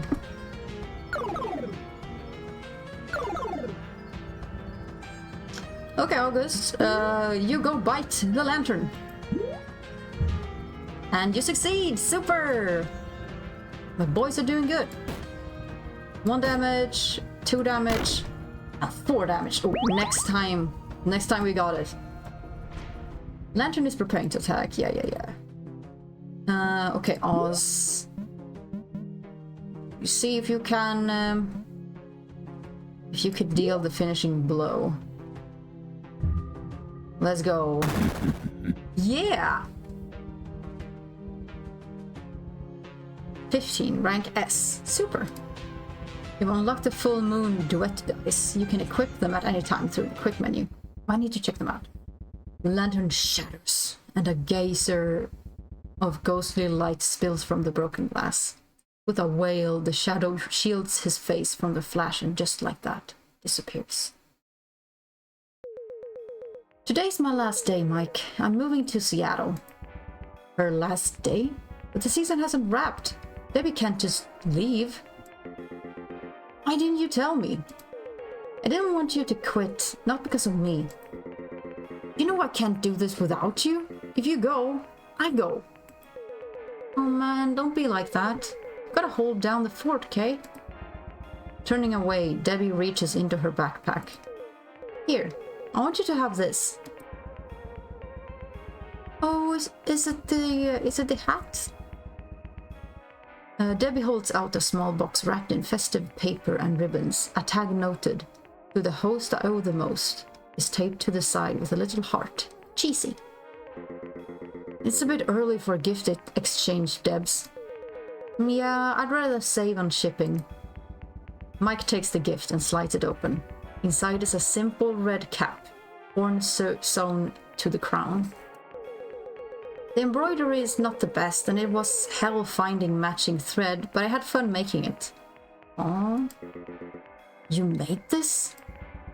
After examining the hat like it's some sort of rare specimen, Mike twirls it around and plops it onto his head. I love it! Decent at best. Debbie playfully elbows the host's shoulder and cracks a grin. Tossing the gift box aside, the two hug. There's a moment of ease before Debbie swats the red cap off Mike's head and catches it in her other hand. Can I get an outro? Like, on the spot? She hands the hat back. If you got one. Call me King Tut, cause that's a wrap. Now close the casket and watch out for spike traps. Yeah! You still got it. Raise hell for me, okay? A bright green hand shoots out of the shattered lantern. It slaps down and grabs a mossy headstone. Madhouse drags himself through the dirt, gasping and coughing up ectoplasm. His cap is gone. He's okay! I'll give you some space. You brush past the two cryptids, your boots kicking up pebbles as you run to the phantom. Don't look at me! Mike recoils as you approach, shielding his face from your prying eyes. You turn around. What am I gonna do with you? You could smash your phone. That'd be the smart move. I wouldn't dream of it. Are you hurt? No, you can thank Team Fido for that. That's a relief. I shouldn't have ditched y'all. I thought I was done for. How do you get your body back? I did some self-reflecting. Looks like Granny was right. But don't go thinking y'all getting rid of me just yet. Not before I learned bass guitar. Did you always have horns? On my hat, sure, but that asshole stole it. Do you mean this hat was stolen? You hold out a crumbled red cap bleeding ectoplasm. Madhouse hesitates before taking it off your hands. It's covered in dirt and wolf hair. Thanks for saving it. He forces the hat over his head. Are you happy? Yours could use some work. It's good to have you back. Happy to be here. Happy to be here. He points to the two cryptids. Hey! Gentlemen! Thanks for keeping an eye on Meatball here. I hope she didn't cause any trouble for you. Sadly, it seems our efforts were in vain. I'm not buried here. That's the nickname that stuck? You can do better. Yeah, that's fair. I'll keep workshopping it. Let's get out of here. We'll meet you at the car. You just leave the two buff men. They're gonna start fighting again. Nice moves back there. Or not. Yeah, you were working together good. I did read your note. Sorry for being a jerk about it. Also doesn't budge, like he gives a rat's ass. Wanting to help people is pretty admirable. God knows this county needs it. Is that why you wear that thing? Yeah, my mom would flick my nose whenever I'd bite or gnaw on the furniture. It left me flinchy and never fixed a thing, but at least it wasn't a muzzle. Oh, is it because he's a zombie? Like he's a zombie, but he wants to help people, but maybe he can't help wanting to bite and like, yeah, hurt people. That's sad. Oz gives the wolfman a hefty pat on the back. Do you need a ride home? It's a hell of a walk. Oz thinks a moment before shaking his head no. The howler slinks away, disappearing into the dense woods beyond. Looks like Madhouse Mike wishes to spend time with you. Would you like to view this hangout now? Is this the first time we get like a date thing? I will not spoil my chance. Or can I do it later? Would you like to view this hangout now? Oh, I don't know. Should we do it now? Should we save it for later? I kind of more interested in other characters. So, I don't know.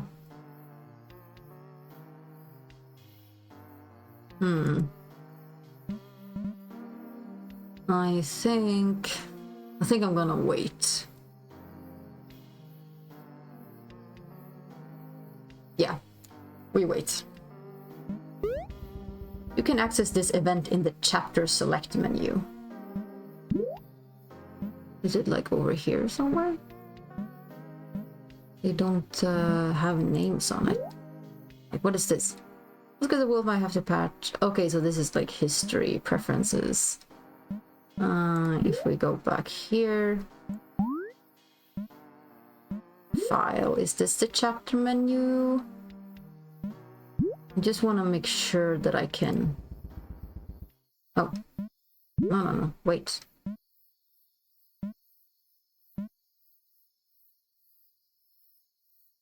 What's this? Snake Eye, Full Moon. Oh, these are the dice.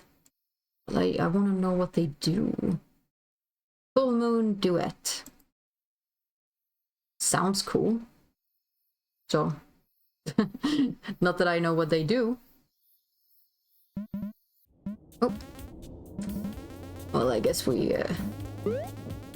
continue. Can look at the chapter thing later. August, you were so brave out there. I never knew you were a fighter. Yeah, no, my caveman brain took over at the first sign of trouble. But you were weirdly calm the whole time. What gives? You get used to it.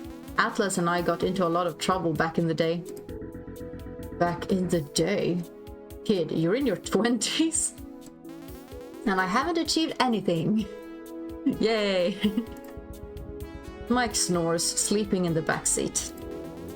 Dude, how are you so put together? Like, how do you have a house and a family already? Good or bad luck, I guess. I had to grow up fast. Family wanted me married and out of the house. The marriage bit didn't work out. And now I'm here. Well, he's a single dad. But I'm flattered you think I'm put together. I wouldn't worry about all that achievement stuff. Life's about having good times with good folks. Which I'd say you're on the right track. The side door of Edith's shop creaks open, the lumbering howler ducking inside, rubbing his sore arm. You're late. Edith flicks on the light. And you're empty-handed. Oh, relax. It's no wonder you're going grey. What was he supposed to get? I was talking about your hair, Ozzy. There's a mess downstairs. I need you to clean it up. I'm going to bed. Help yourself to the cheesecake in the fridge when you're finished. After wishing everyone good night and a quick shower, you collapse into bed. Atlas shoots you a text. Wanna call before bed? Yeah, I mean, why not? What's up? Heard you and Augie lurked around the graveyard. How'd it go? They found a hat and punched a lamp. It was good. You sure? You don't sound too good. I don't know. I'm starting to feel out of place. How so? Take a wild guess. Hey, nobody thinks of you that way. Cryptid or not, you got a place here. And you got me.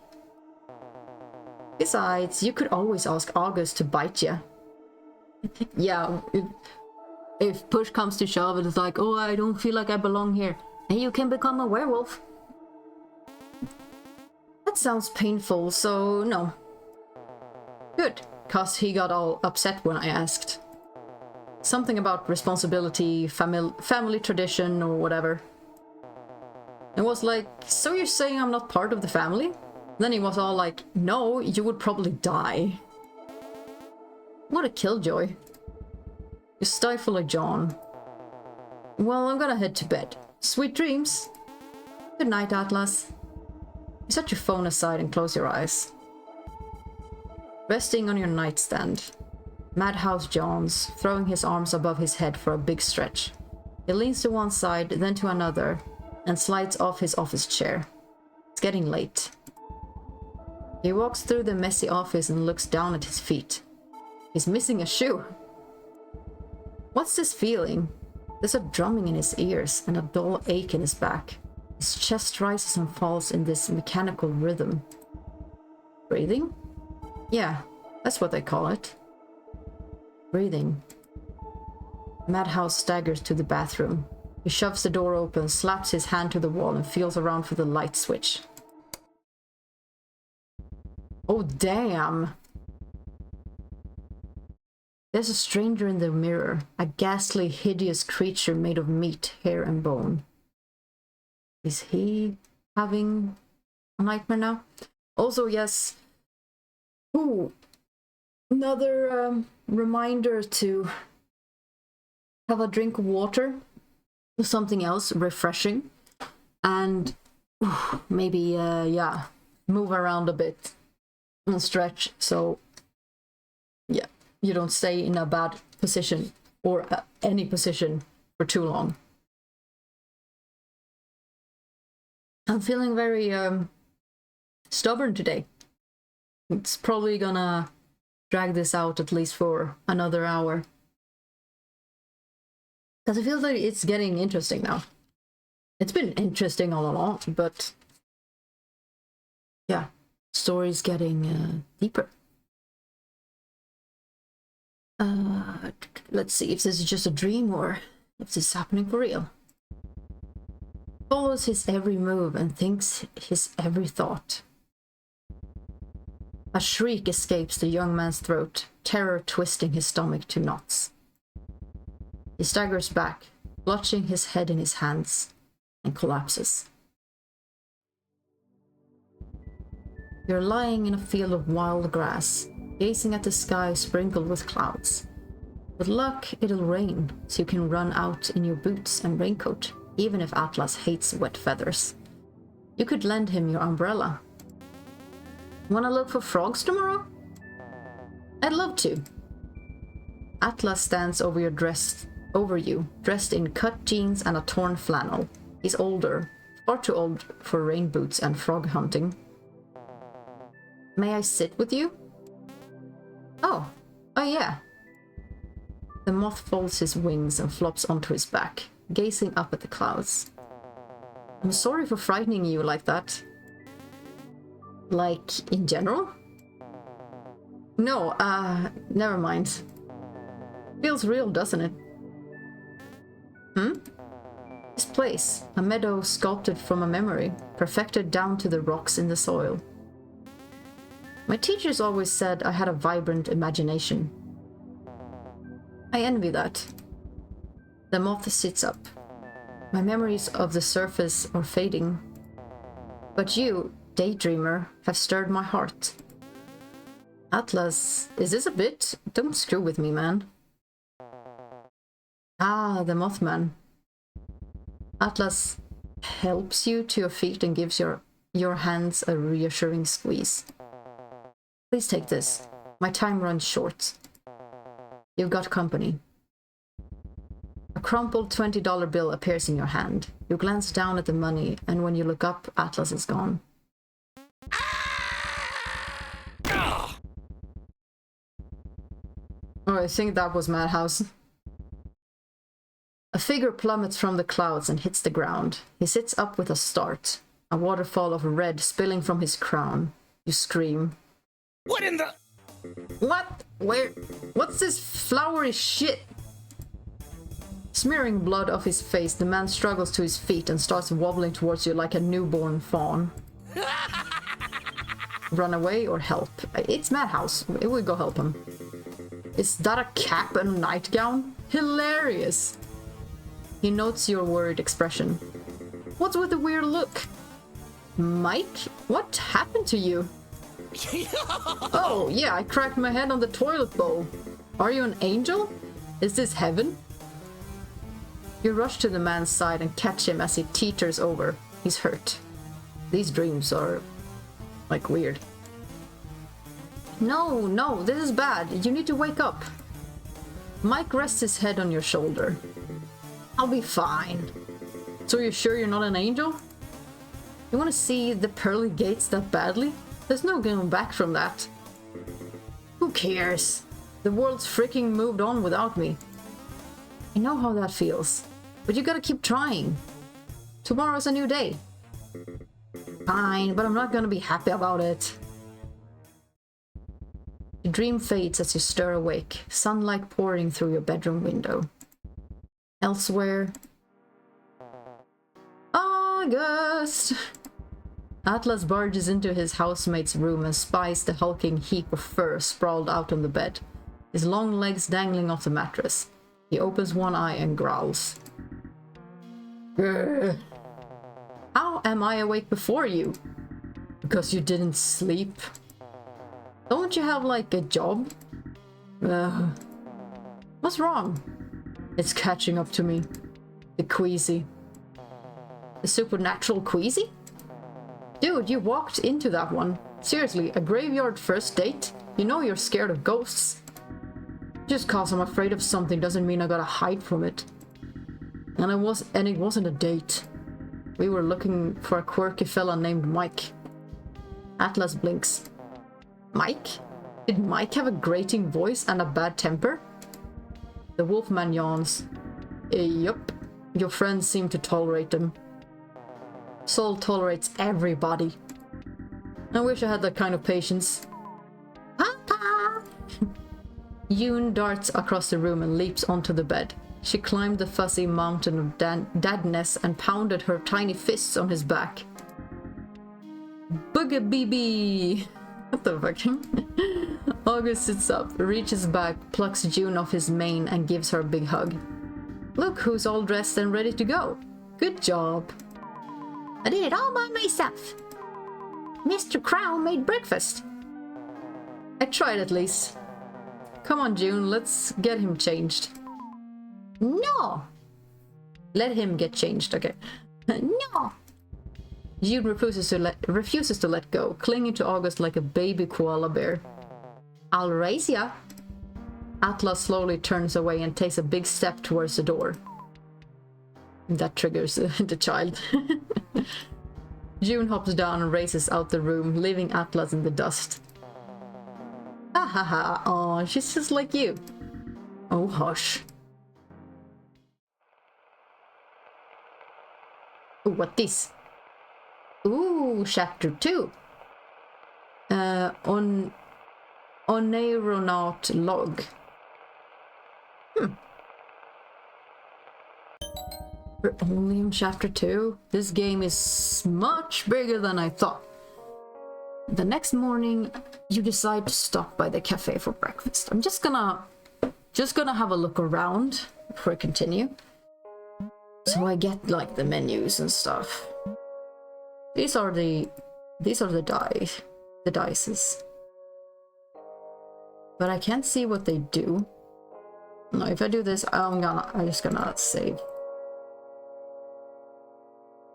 Preferences, text speed, rollback slide, window, music volume, auto forward time. I can't do anything here. About. Okay, that's just history. They said there was supposed to be like a chapter selection. I'm just gonna make sure that I actually save again. Like one more. Main menu, yes. No, not here. Okay. So in here, these are just my saves again. No, that doesn't go back. How about that? No. Why can't I click these? This one then. This is just the history part. And the other thing here is just settings. Yeah, everything is available in the menu. Where do I find the chapter select? I'm gonna have to figure that out. Wait, no, this is just you. No, don't. No. Okay, well, let's forget about this for now. I think I'm gonna have to like, Google it or something. We'll look at the page of the game. Figure out. Okay, we stopped by the cafe for breakfast. Your phone chimes. Big bro. Hey, Bin, how's it out there in the boonies? You surviving? Ugh, you don't feel like replying. Okay, maybe you'll send a brief text reassuring him that you're alive. Thriving. Glad to hear it. Once I get enough PTO, I'm visiting. No takebacks. Nuh-uh, that's like a 10-hour-long trip. With how I drive, 8. Ugh, it's better to just ignore him. The two of you haven't talked much since the big move. Keeps saying he'll visit, but work always gets in the way. Hey y'all, meatball! Check this out. Look at what I can do. Your cell screen starts to bend, green slime oozing out of the gaps in the metal, like it's about to burst. The cell phone suddenly twists and a pair of horns pop out of the top. The phone taking on a black and red theme, reflecting the ghost inhabiting it. Ta-da! It's me, your cell phone. It's like you're cradling me in the palm of your hand. So don't drop me. Did they even have cell phones back then? Hey! Well, how old do you think I am? Victorian era? Now you're messing with me. You stifle a laugh. Have you ever met a ghost that old? Me? Nah. Most sightings are either total bogus or they're gone before I get there. You're the first ghost I've spoke to. If you don't count Taro. I'm special. Where is Taro anyway? She was sleeping last I saw her. Looking up, you find Oz staring out over the horizon. He seems lost in thought.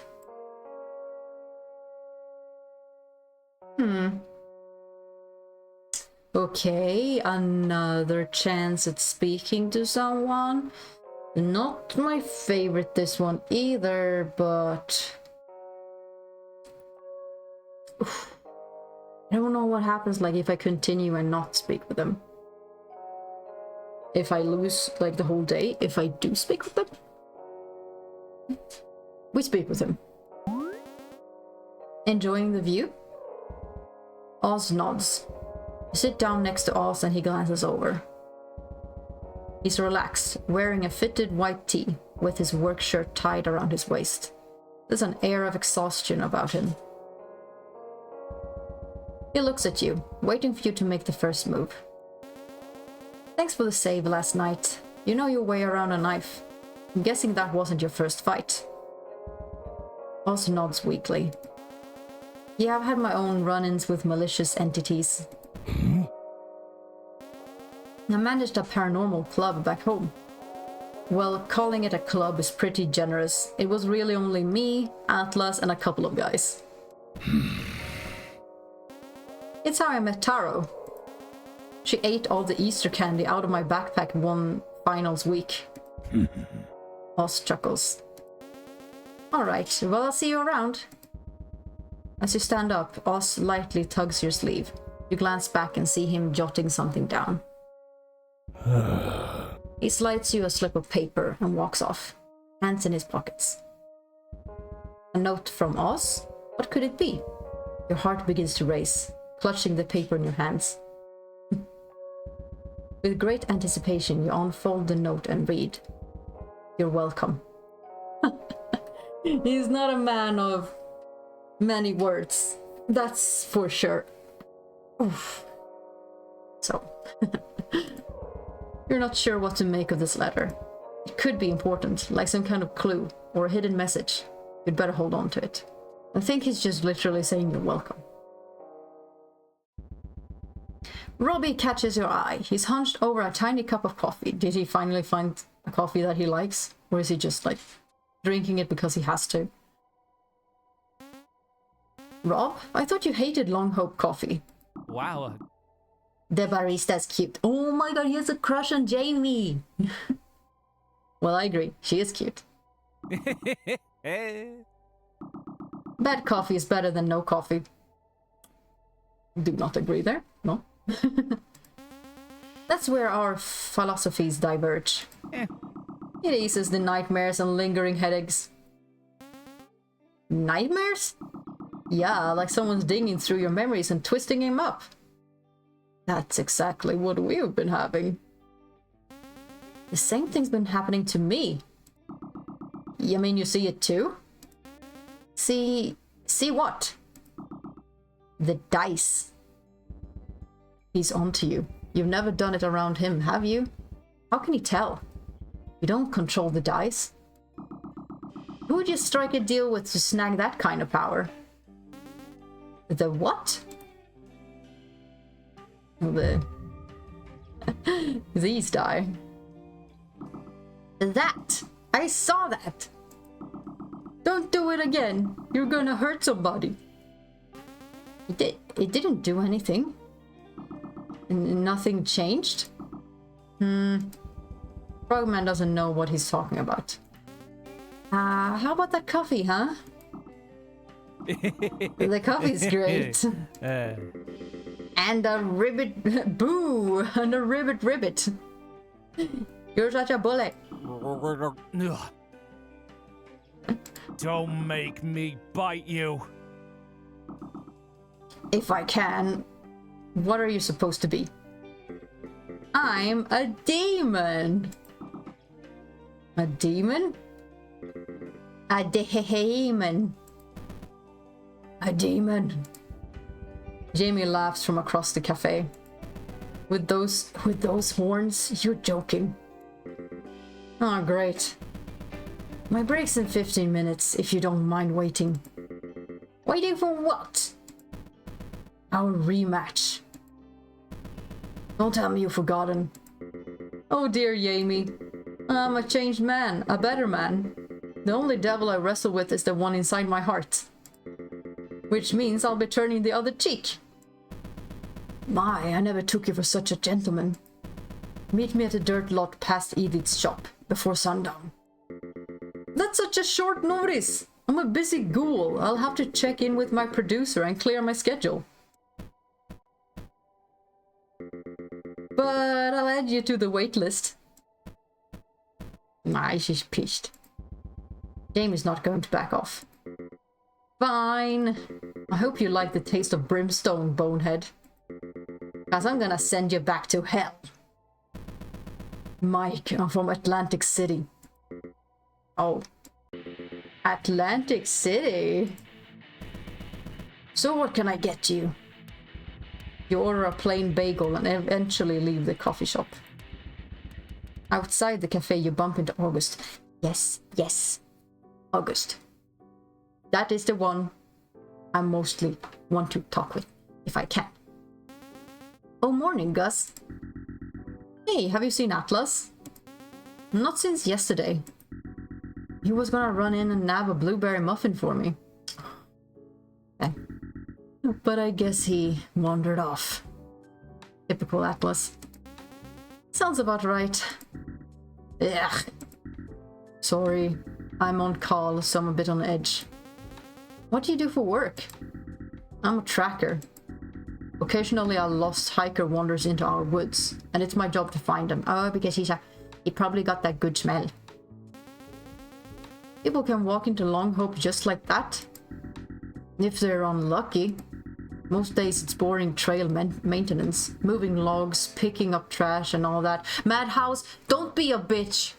Don't you fucking be a bitch, you little... Get out of here. Visitors are pretty sparse once the leaves fall. He's gonna see it. What about cryptid hunters? Back at the station, there'd be packs of hunters creeping around looking for their 5 minutes of fame. Hunter's a pretty strong word.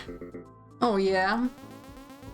Cryptozoologists are documenters. They're supposed to observe, not disrupt. You ever had a camera shoved in your face? That's pretty disruptive. I guess so. Jeez, don't even get me started on those hunter types. You don't think much of it until you're on the receiving end of a media storm. You? No way. You're not the only urban legend around here. I had a desperado phase. How'd you two get stuck together anyway? I snuck into Elkhorn Station and left with a stowaway. Looks like I stole the star of the operation. The shining star. That reminds me. Ooh, okay. Can you talk to animals? Have you seen anything freaky around here or met any cute hikers? But if we... feels like we can get into the topic of like flirting if we do the last one. Met any cute hikers?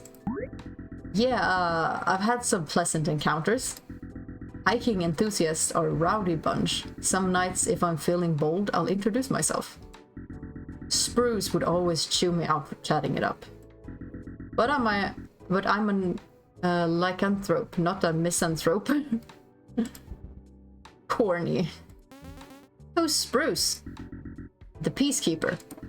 They were voted mayor this past spring, only to vanish the day of the swearing in ceremony. Vanish? Extra white? Cryptids are known to do that. That reminds me, after our little excursion last night, I wanted to give you this. Ooh, we got a map. August reaches into his back pocket, unfolds a map, and hands it off to you. Ooh, okay. Jackalope Country, Moonflower Farm, School, Main Street, Elkhorn Radio, okay, we've been there. Ranger Station, The Fog, Teardrop Lake, yeah, the monster we saw just a tale of. But Butcher Springs, Graveyard, Ghost Space. Okay. Ta-da! It's not the greatest map, but it'll do. And my phone number in case you get lost. Oh yes, we got his phone number. Did you make this? Yep. Cell service is pretty spotty in some areas, so it's good to have a paper map. I can see Elkhorn Station from here. I want to visit that haunted manor. No! No more ghosts! I'm sick of them! Don't worry, it ain't so bad during the day. So what's the plan now?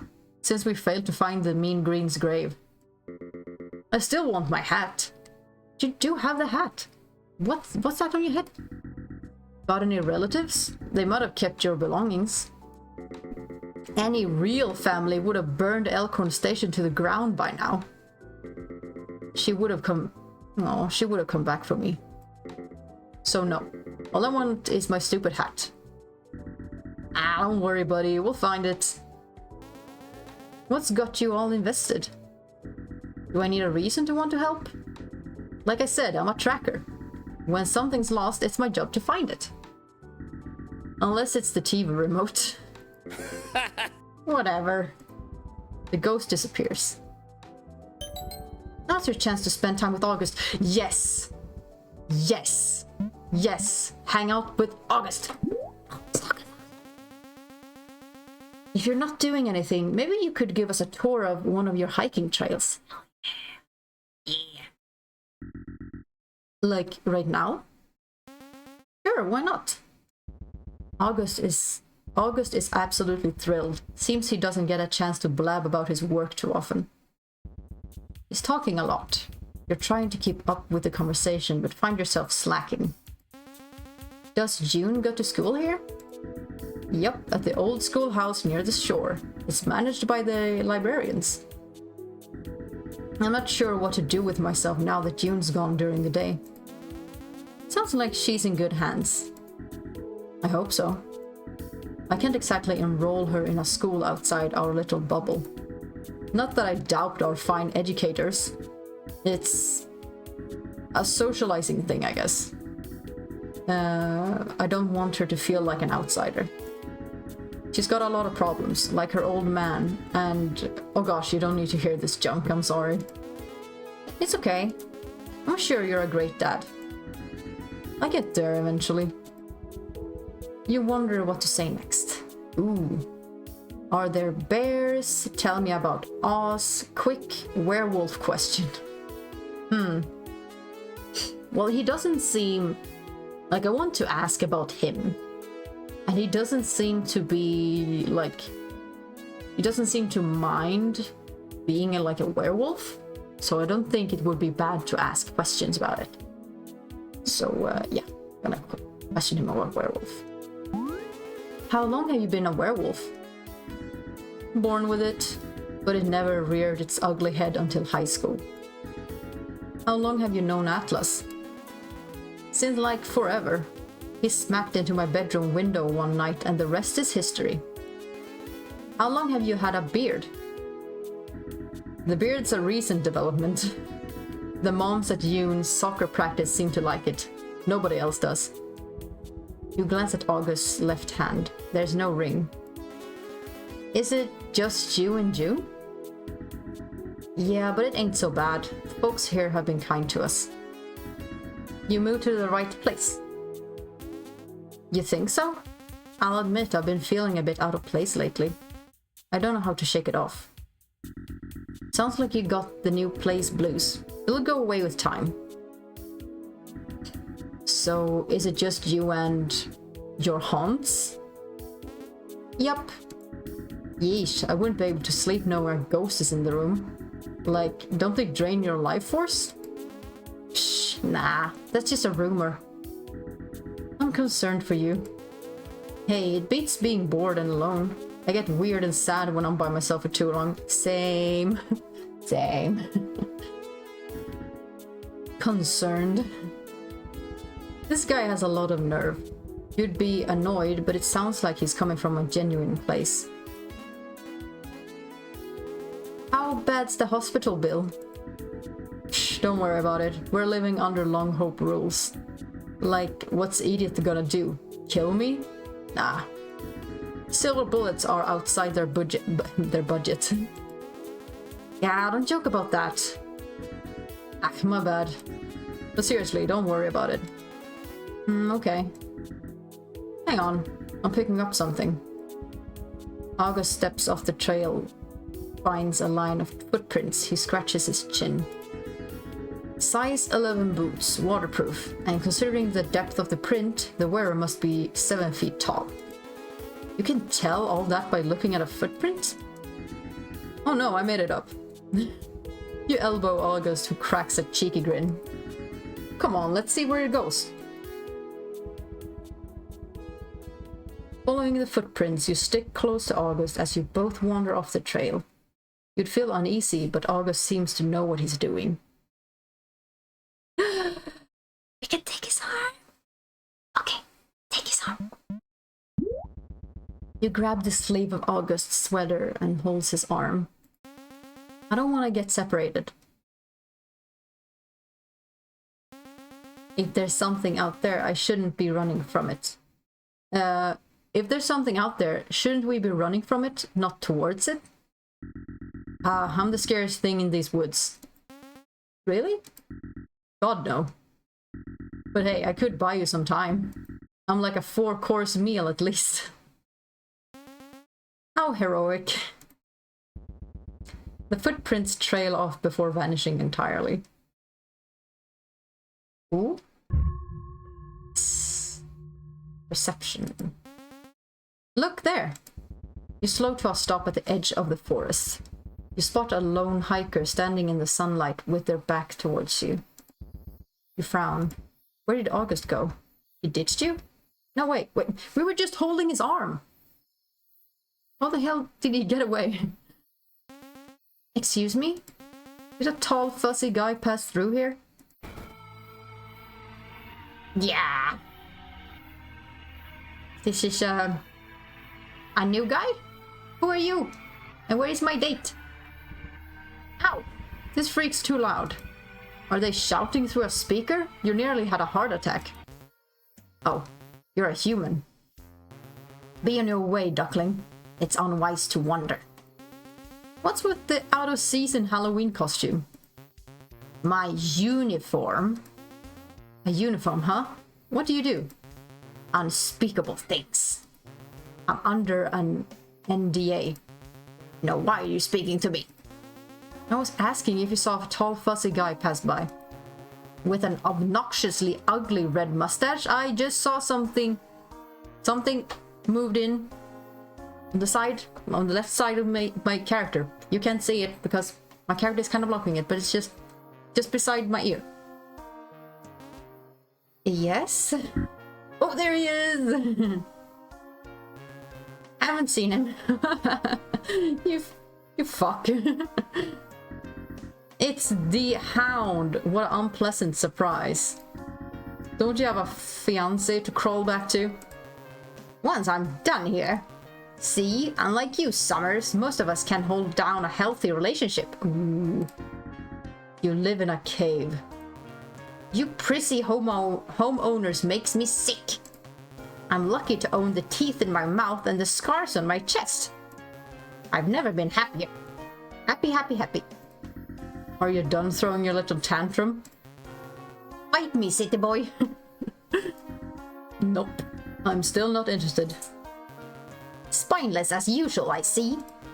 Perhaps you'd feel differently under the light of a full moon. Wahahaha.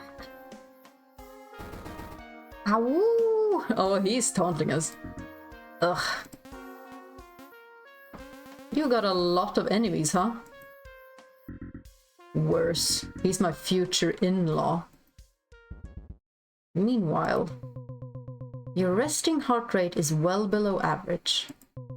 You're freezing, your reaction time sucks, and you're spacing out again. Ah. Oh. What am I doing here? He's at the doctor's. You checked yourself in. Oh, that makes sense.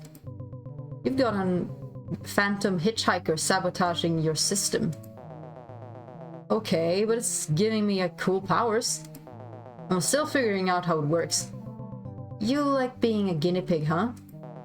As a pioneer of the supernatural, yes. I admire that. Most aren't willing to take such personal risks. Speaking from experience, unfortunately. But I'm a softie. I can't turn anyone away. How many patients do you have? A good handful, like your werewolf friend. Yeah, August mentioned you chased him with needles. I still need a blood sample. Edith lets out a dreamy sigh. You think you could send him my way? I don't think that's a good idea. I'll give you a free reign of my storefront for 6 minutes. A 6-minute magic shopping spree? What a steal! I'll consider it. Now, about your possession problem, I recommend cutting this pest off at the source. Is that okay with you? Sounds good, Doc. Great. Wait right here and I'll be back. Whoa, bonk. Edith leaves and slams the door shut. Ozzy, bring me my spec extractor! Is this a good idea? Without these powers, I'm useless. He eyes the window and notices the claw marks dug into the frame. Atlas brushes his wings against the scratches. The lock looks busted and the window panel shoved off its casing. Oh, that's when August ran away last time. Heavy footsteps march outside the door. Nope. Never mind. Oz walks into the empty room. Oz whirls around and rushes out of the hospital room. Oh, he tries to chase him. How do you lose a giant bug? Oh yeah, the crow is back, and a computer guy. Oz, why didn't you grab him? Chain the doors! Board up the windows! No soul escapes! We're running a clinic, not a dungeon, dumbass. And what do you suppose we do? Beg? Oh, don't forget to pay! Don't forget to pay! You're delightfully myopic. We're living in Den of Monsters. There are no riches to be made off this place. The monitor-headed stranger's gaze drifts up and rests on Oz. Maybe if you shake that nasty reputation, you'd stop bleeding customers. How about I drop a wrench on your face and pour soda down your display ports? The monitor laughs. Cool, it's Thursday. Ed was right. You two are scaring clients. The raven's feathers bristle. Just stop taking it out on us. Leaving them alone. Take a walk.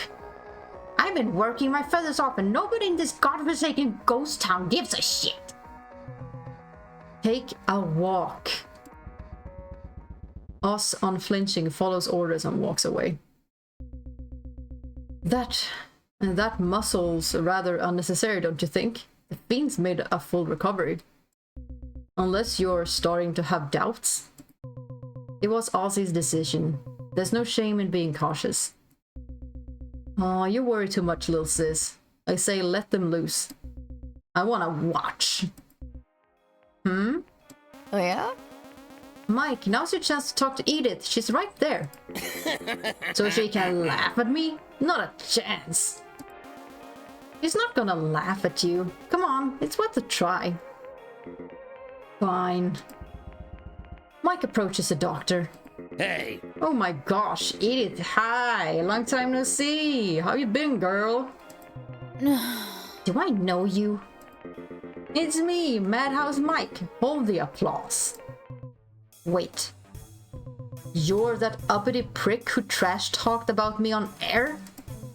The Hocus Health Centers ran by bloodthirsty mad scientists? She chains weeping test subjects in the basement? I'll kill you! Debbie was in charge of the ad copy. Are you accusing her of tampering with the script? I don't know who Debbie is. Is she your imaginary girlfriend? Stay out of this, Eddie. Folks love a good ghost story. It's great publicity. No, it attracts annoying people. Annoying people looking for monsters. Annoying people looking for trouble. Meddling freaks who lie through their teeth. You hear that, Meatball? Edith's calling you annoying. Hey! If it's any consolation, Mike recommended I come to you for help. He called you a witch. The baddest witch. Whatever. Do us all a favor, Mike, and go home. Come on, Ed. Come on, Ed. Sure. Sheesh, you got all worked up over some dead guy. Wow. I quit. Hey, can we talk? I never went into detail, but I'm cursed. I mentioned it back at the radio station, but I think you were preoccupied. Mm-hmm. It started about a month ago, and it's like something terrible's gonna happen to me. Sounds like a death curse. Could be. Between the car crash and the graveyard. It's like this town's got out to get me. You got any enemies? No, I went unnoticed by most. Oh, don't sell yourself short. I'm sure you got plenty of enemies. Yeah, 3,000 miles away maybe. I got so much I want to do. I shouldn't be wallowing over a death curse. I don't see what the big deal is. How can you say that? Meatball, you already died. A spell's gotta be null and void after a stint like that. Died? Oh, there's no way that counts. You were only out for a few seconds. We wouldn't want you ending up like me.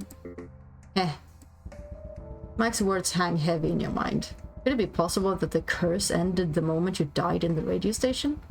If that were true, why didn't you feel any different? Oh, also hey! Hey! Thanks for the follow! You made me wake up. I was so invested. Oh, but thank you! And also, yeah, definitely, finally peak visual novel. It's so good. It's also so long. I didn't think it would be this long, but I'm having a blast. I finally got to go on my first little small date with one of the characters, so I'm very happy. Very happy. And I'm also very happy because we just reached my very first goal on Twitch. So thank you. Thank you a lot. And yeah, I hope you enjoy your stay. I think I'm gonna continue for 20-30 more minutes, because I've been going on for a while. But I wanted to because I wanted to come forward in the story. I need the full version of this game so bad though. Oh, have you played it? Have you played it yourself? Because yeah, definitely when the full game comes out, I'm gonna wanna play the rest of it. I've played through it like 6 times now, and I am dying. All right. You're dying for more content, I guess. This is my absolute first time, so all of this is new to me. I was just looking for something like LGBTQ plus coded for Pride Month, and I was like, oh, this looks nice. I mean, like a visual novel could be cool. And monsters is cool too. Atlas, my beloved. yeah. He is the cutest of pies. But like, I think I don't know if you can romance him. I'm guessing maybe you can, or like he's just a BFF for life. But anyway, in my run, I am going for August because I love myself a how do you say, like a big, nice and kind guy.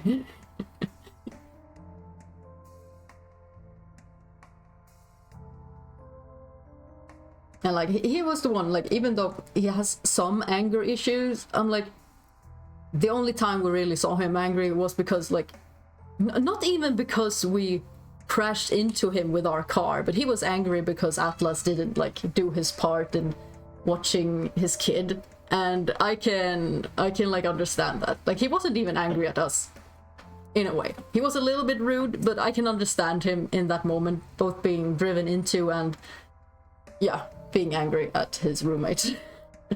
But yes, himbo supremacy, for real. So but yeah, no spoilers, because I have no idea how this is gonna turn out. But yeah, enjoy your stay and my weird voices.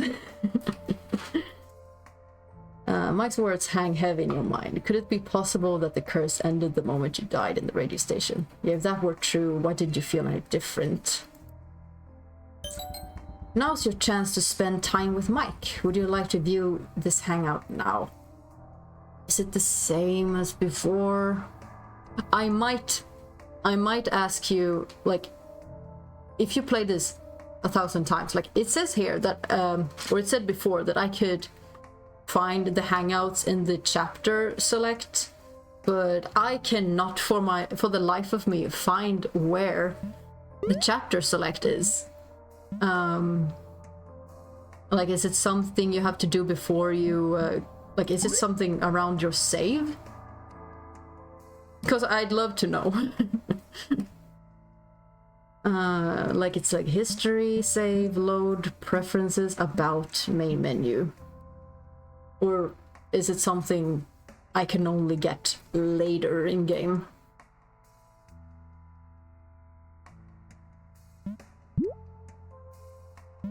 Because like, Mike is fun, but I'd rather just go on with the story for now.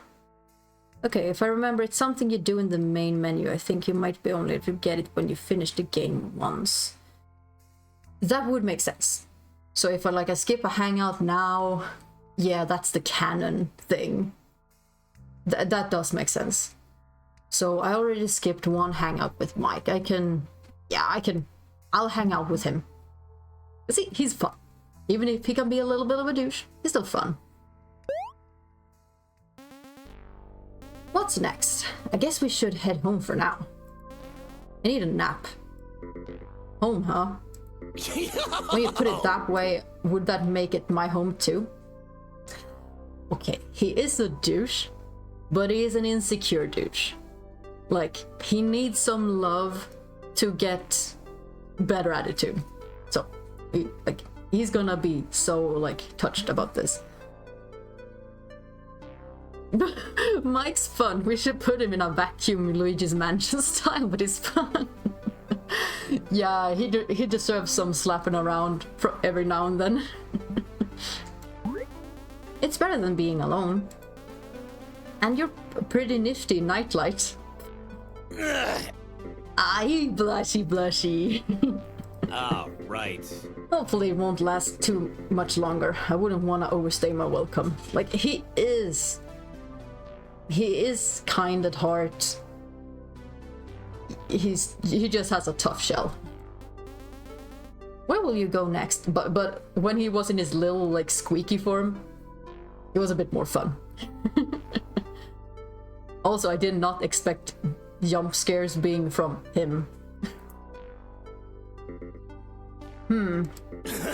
I'll possess a marionette and join the circus. Yeah, that would fit. After years of performing, I'll romance the ringmaster's heir and stage a coup with the clowns. Then overthrow the king of fools. Oh yeah, completely understandable. His little wispy form, like, it's so cute. Like, yeah. All the designs in here are like really beautiful.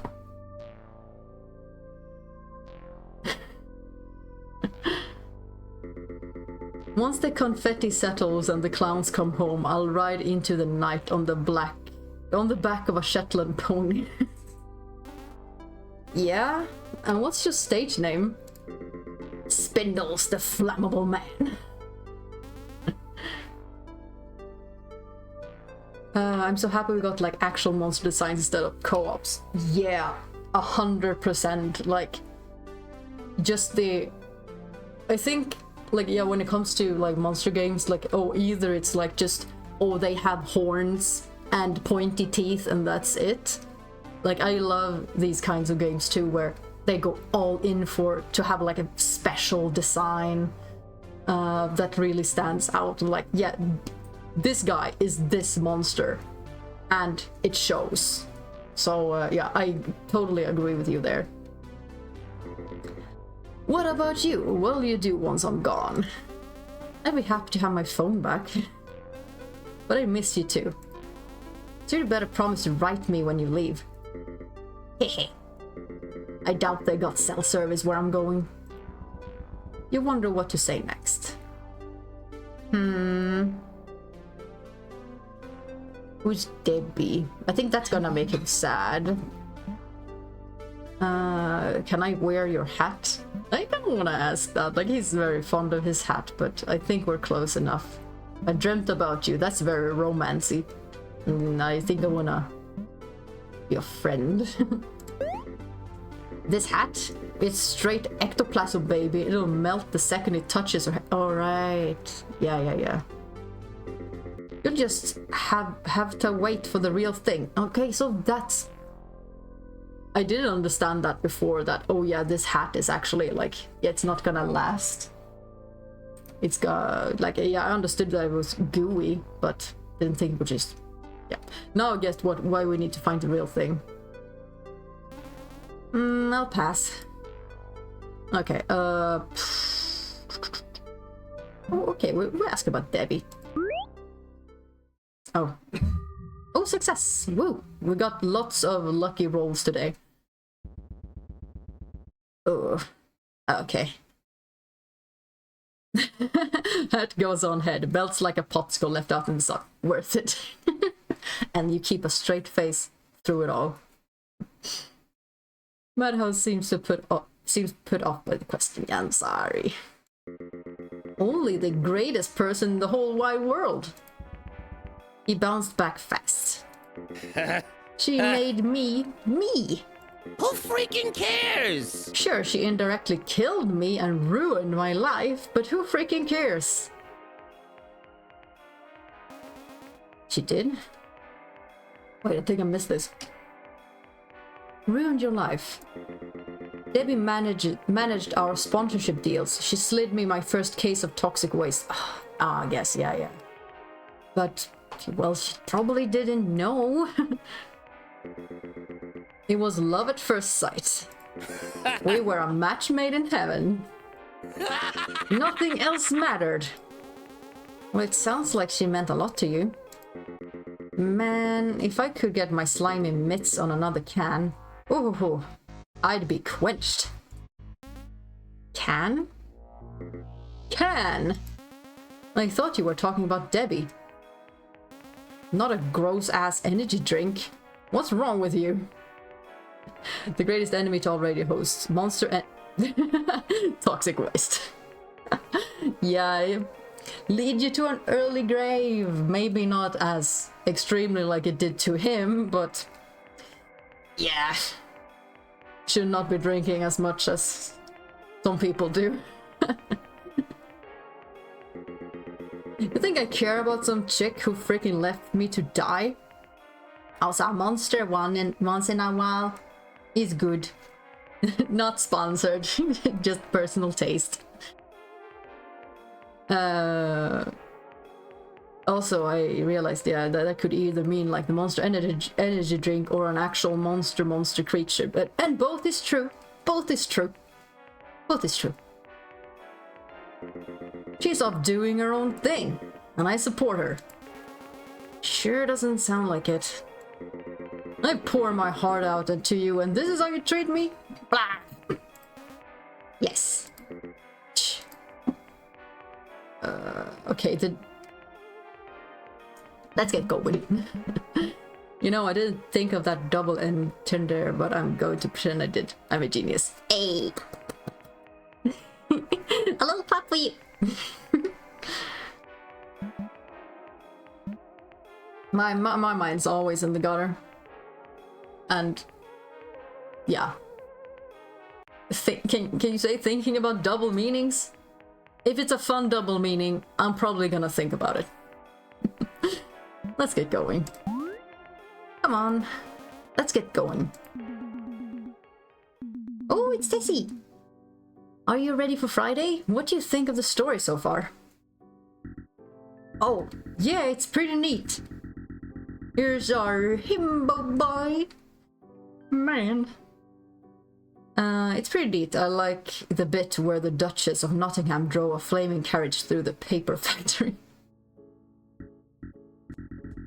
I didn't read it. August, I thought you liked books. Also, I almost read boobs.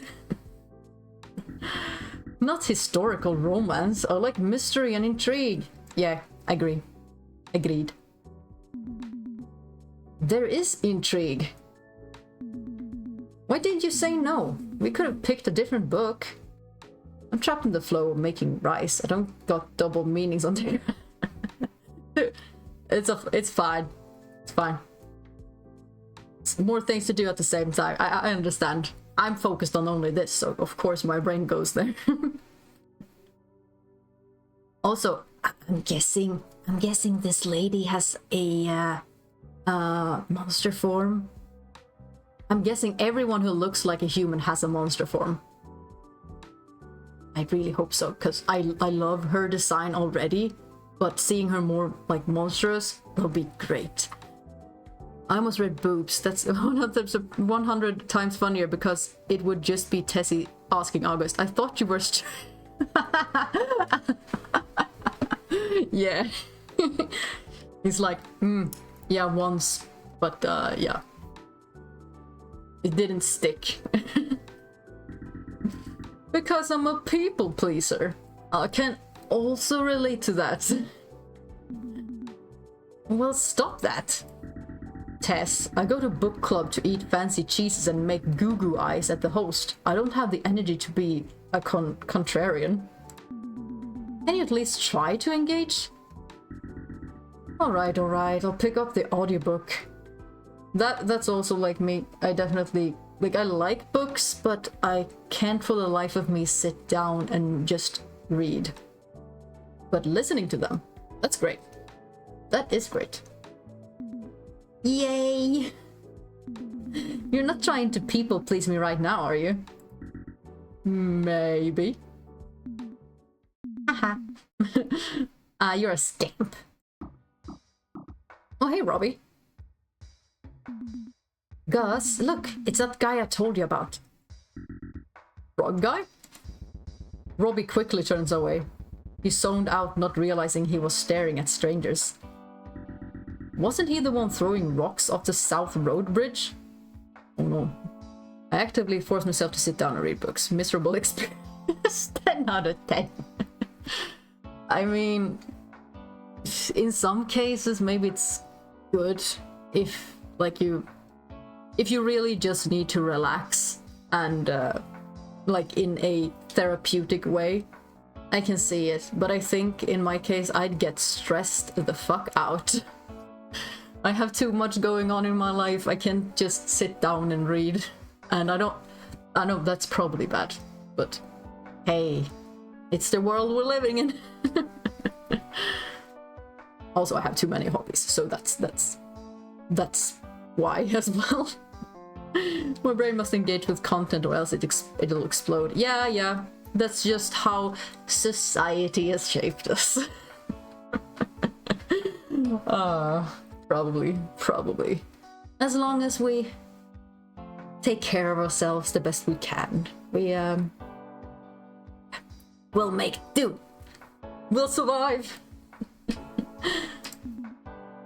Yeah, one of them nearly hit me. I'll talk to him. Oh, so she is the sea monster. She gotta be. Would make sense.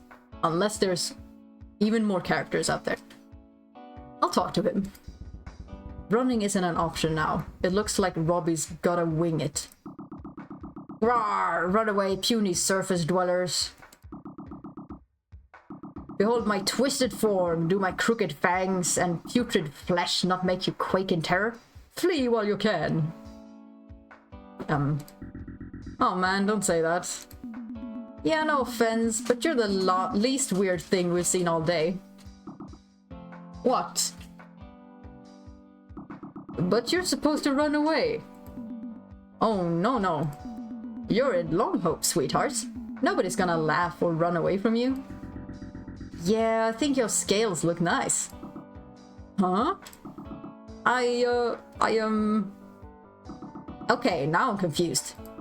So, like, a couple days ago I spoke to some owl fella with bright red eyes. He kept asking me these stupid questions. Like, what are you ignoring? What are you ignoring right now? And what's your greatest weakness? I don't know why I'm thinking about the Duolingo bird. Robbie with a hat, you can't scare anything. Yeah, it's a fluffy hat, but he's freezing. He's not supposed to be awake, he's supposed to hibernate. What are you, a cop? Get out of my face!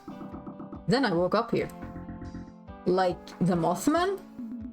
No way, nobody's seen that deadbeat in ages. I bet he's frozen in the Arctic tundra by now. I don't want to talk about this. Oh, sorry, Augie. It's fine. Did Atlas ever talk to you about it? But, yeah, about his dad. He doesn't talk to me about anything. He barely talks to me. Even when I ask him about his dad. But I'm guessing we're gonna find out later. Well, I hope you enjoy your time here, Frogman. How can I? I didn't ask to be tossed out like weak-old Lomaine. Wait, I'm sensing tomfoolery. I need to make a phone call. What's happening now? Elsewhere.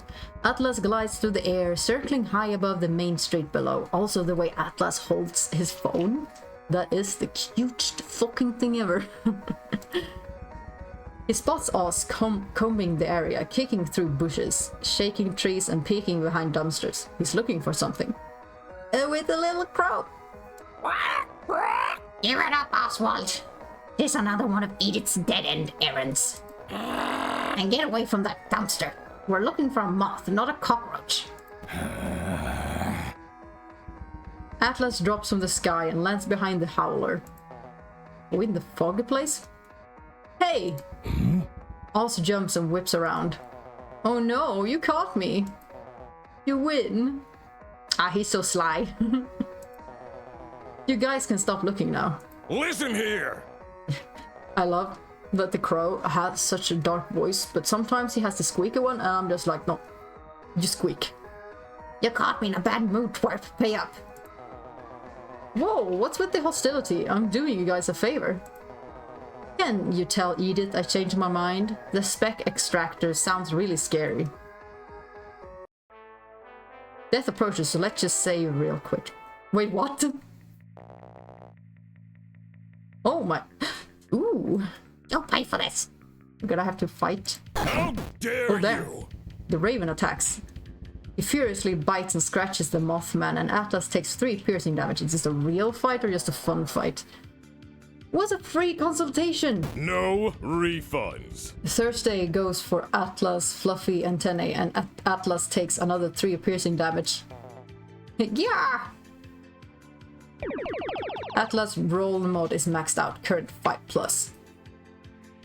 Turn 1. Oh, we're really gonna attack. Also, don't forget to stretch however you're sitting or standing right now. Yeah. Appreciate what your body is doing for you and treat it right. Also have a drink of water if you didn't already. I know I need it after 3 hours. After 3 hours of speaking. Atlas, you're kind of getting ran down right now. Lock in. Yeah.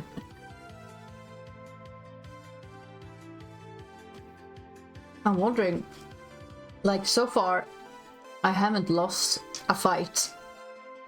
So I don't... I guess it just... You just get a game over. Especially when you're fighting friends. Oh, I just have one attack to choose of. Let's get him! And we did. Whoa, smack!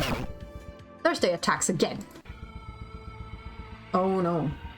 Thursday attacks again, but a crushing force stops the creature. He squawks, squeezed like an ice cream cone. Oh, Atlas going cuckoo. Hey, Thursday. What do they call a raven caught between home and a first base? Foul ball. The raven's shot through the air like a bullet and disappears through the clouds. God damn.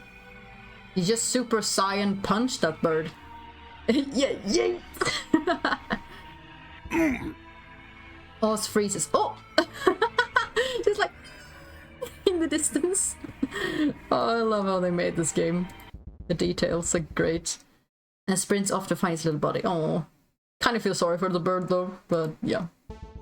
Funny nonetheless. Atlas' phone rings. It rings and rings. And rings. Oh no, is he stuck in possessed mode? Oh no, he back. And there he goes. Congrats, Atlas, you ruined it. Yeah. Atlas answers the call. Atlas, you okay? My whiskers were tingling. Where are you? Bleh. Don't use your wolfy sense on me, man. I'll be home soon. You'd better. Ooh, lots of people.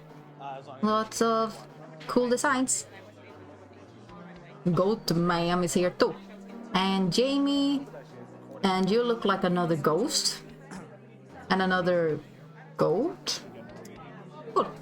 Meanwhile, near the dirt lot besides Edith's shop, also there's a little gremlin down there. The gang's all here. Dear God, it's Monster. Yes. Hey, greetings. Are you ready to throw it down?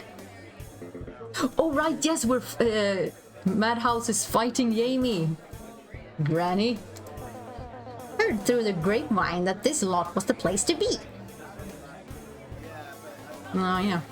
This feels like a public execution. No need to worry. Aggravated exorcism is outlawed in this district. You're in on it? Wonderful. Don't look so glum. You're a performer, aren't you? This'll be fun. Look, lady, radio is a strictly audio medium. I don't need an audience. Oh goodness. Come with me, let's get this sorted out. Madhouse is ushered off by a pin-sized devil. He shoots you a worried look and disappears into the crowd. Oh, he's like a freezy cowboy guy, and he's like a bug? Some kind of bug? Oh, that's a little guy! You glance down at a silvery goblin creature stomping around at your feet. It hisses like an angry cat. Aw, hey little guy. What are you? What are you? He's probably sentient. Don't ask what he is. Kya! Wait, what? You snake around but can't squeeze past the pack of monsters. No one's listening. You feel so small. Oh, that's another dude. Oh no, he's a crab guy. Maybe crab. Because, yeah. Blah. Watch it! Whoa, settle down, partner. Don't go swinging those claws around. Just called Fridge. Sorry. Hey Fridge, where's Walker? Didn't you hear? A couple of meatbags iced him last night. He's gone. Oh, the Watcher ain't gonna be happy about that. Do they know who done it? Yup. And I say good riddance. Maybe old Watchy will start doing their goddamn job. Who? Ghost gossip. Don't worry about it. Excuse me? Oh hey, Robbie comes back again. You also want to see the fight? You bump into Robbie, who's cheering along with the other cryptids. Hey little buddy. Rob, I can't see. You're watching the fight? I mean, I guess? Here, I gotcha. Oh, is it on his shoulders? Oh, kinda. Oh, okay, no, he's just running us through everything. Robbie scoops you up and sets you on his shoulders. You yelp in a scramble to grab something. You yank thick barbels on the fishman's jaw and he nearly drops you. Ack. Sorry! You wrap your arms around Rob's neck. He shoves through the crowd, parading you around like a party hat. You apologize for the frogman as you reach the inner circle. Oh, hello. I think we'll watch the fight and then I'm probably gonna wrap up because it's getting really dark. And I only have a little lamp. I have no idea if my tracking is any good. Madhouse clutches his hat. He looks like he wants to disappear down the nearest storm drain. You invited these freak shows? Not a chance. Hey! You catch the ghost's eye and his face lights up. You pump your fist and cheer from the sidelines. You can do it! Treat this one like one of your radio shows, Mike. Go, Jamie, go! Yeah, I mean, yeah, who are we actually cheering on? My dogs are unionizing. They're trying to steal my rice. Help! It's the cheese tax, but with rice. You gotta pay the rice tax. And if you don't pay the tax, they take everything. Also, what kind of dogs you have?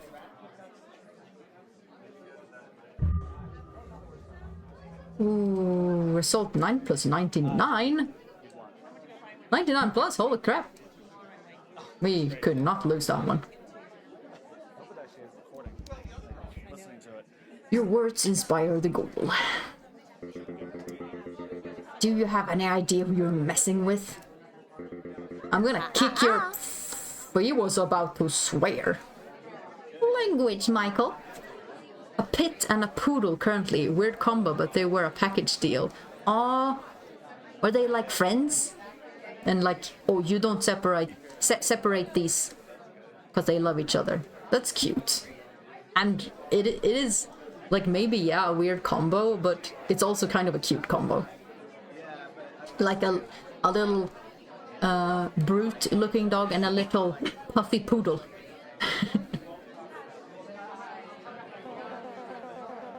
Now listen, kiddos, I want a good, clean fight. So no biting, no dying, and most importantly, have fun. They're pretty much best friends. They literally will not stop occupying the same spaces. And they will not stop unionizing against you. They work together. That means they are a good couple.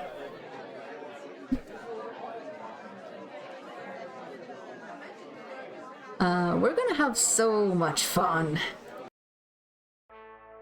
Checkpoint made. Okay, so we... But who? Oh my god, he took off his jacket. I'm gonna wipe the floor with this clown. Madhouse stands his ground, but are we really on, like, his side or not? I'm guessing we're helping him because he's the one who's nervous about this. Okay, Madhouse. Kinesis deals maximum damage on those targets' guts. Noxious Fist deals moderate damage on those targets' brains. Heckle. Not the face. I know Jamie punches hard. Noxious Fist sounds cool. Let's do it. Let's see if we have luck. Yeah, good. Mike, I hate to say it, you're out of your depth. Yeah. Whoa, gotcha! Madhouse punches Jamie with a Noxious Fist. Oh, we did some damage. But I'm scared of when she's gonna attack. Jamie's preparing to attack. Madhouse shivers. Let's go! Like, she can take the humiliation. I don't think he can. This is medium damage and low as far as guts. Heckle, not the face. Let's do this. Let's go! Yes! Madhouse hits Jamie with a psychic power. Oh! Damn! Oh, Jamie bashes her skull against Madhouse with precision roughness. He takes 3 damage. Wait. She's already down. And that's so cool. Jamie picks himself back up. 2 left. Oh no, she can... Okay. Jamie bashes a skull against Madhouse with precision roughness. He takes 3 damage. Okay. That's why... Okay, I'm gonna have to help him. Shear Jamie, shear Madhouse. Do I want to keep them both alive? Look at phone. Either Jamie gets a free attack on the other. Idol raises him... Well... I like Jamie more. But... I... Maybe just try to have this fight last for a bit. Okay, good. Hold on, Mike. Okay. Because it feels like the 2 here is gonna heal her up when she's below 0. Okay. Let's, The Kinesis did a lot of damage. Let's do it again. And... Yes, success. What a rush! And she's down again. And she's up again. Alright, I'm gonna get these dogs some food before they start demanding wages. Time to lurk. That's fine. Good luck. I hope you can I hope you can what's the word? Discuss like kind of a peace treaty. A ceasefire with them. With a snarl, Jamie leaps off the ground and spits out gout of fire. 1 left. You can't defeat me. Okay, now he's gonna fight me. I don't wanna... Oh. Okay.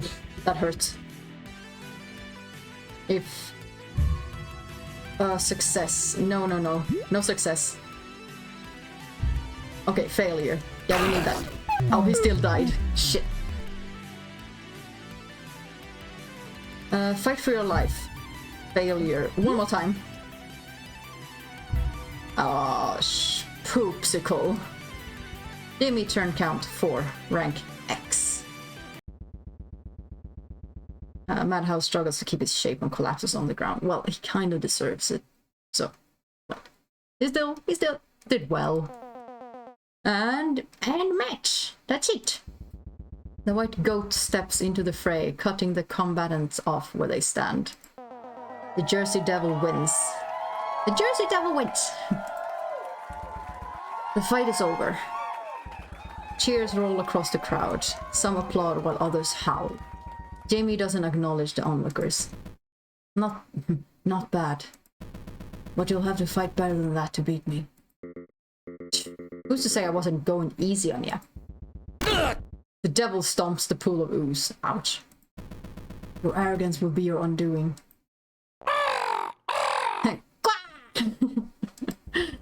Edith storms out of the clinic.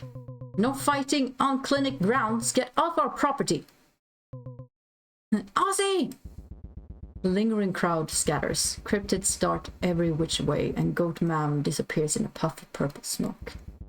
Alas, you four aren't so lucky. A street fight? You're adults! You're lucky I don't call public safety. Whose idea was this? It was me. I'm the one picking fights. Terrorizing the radio station wasn't enough for you.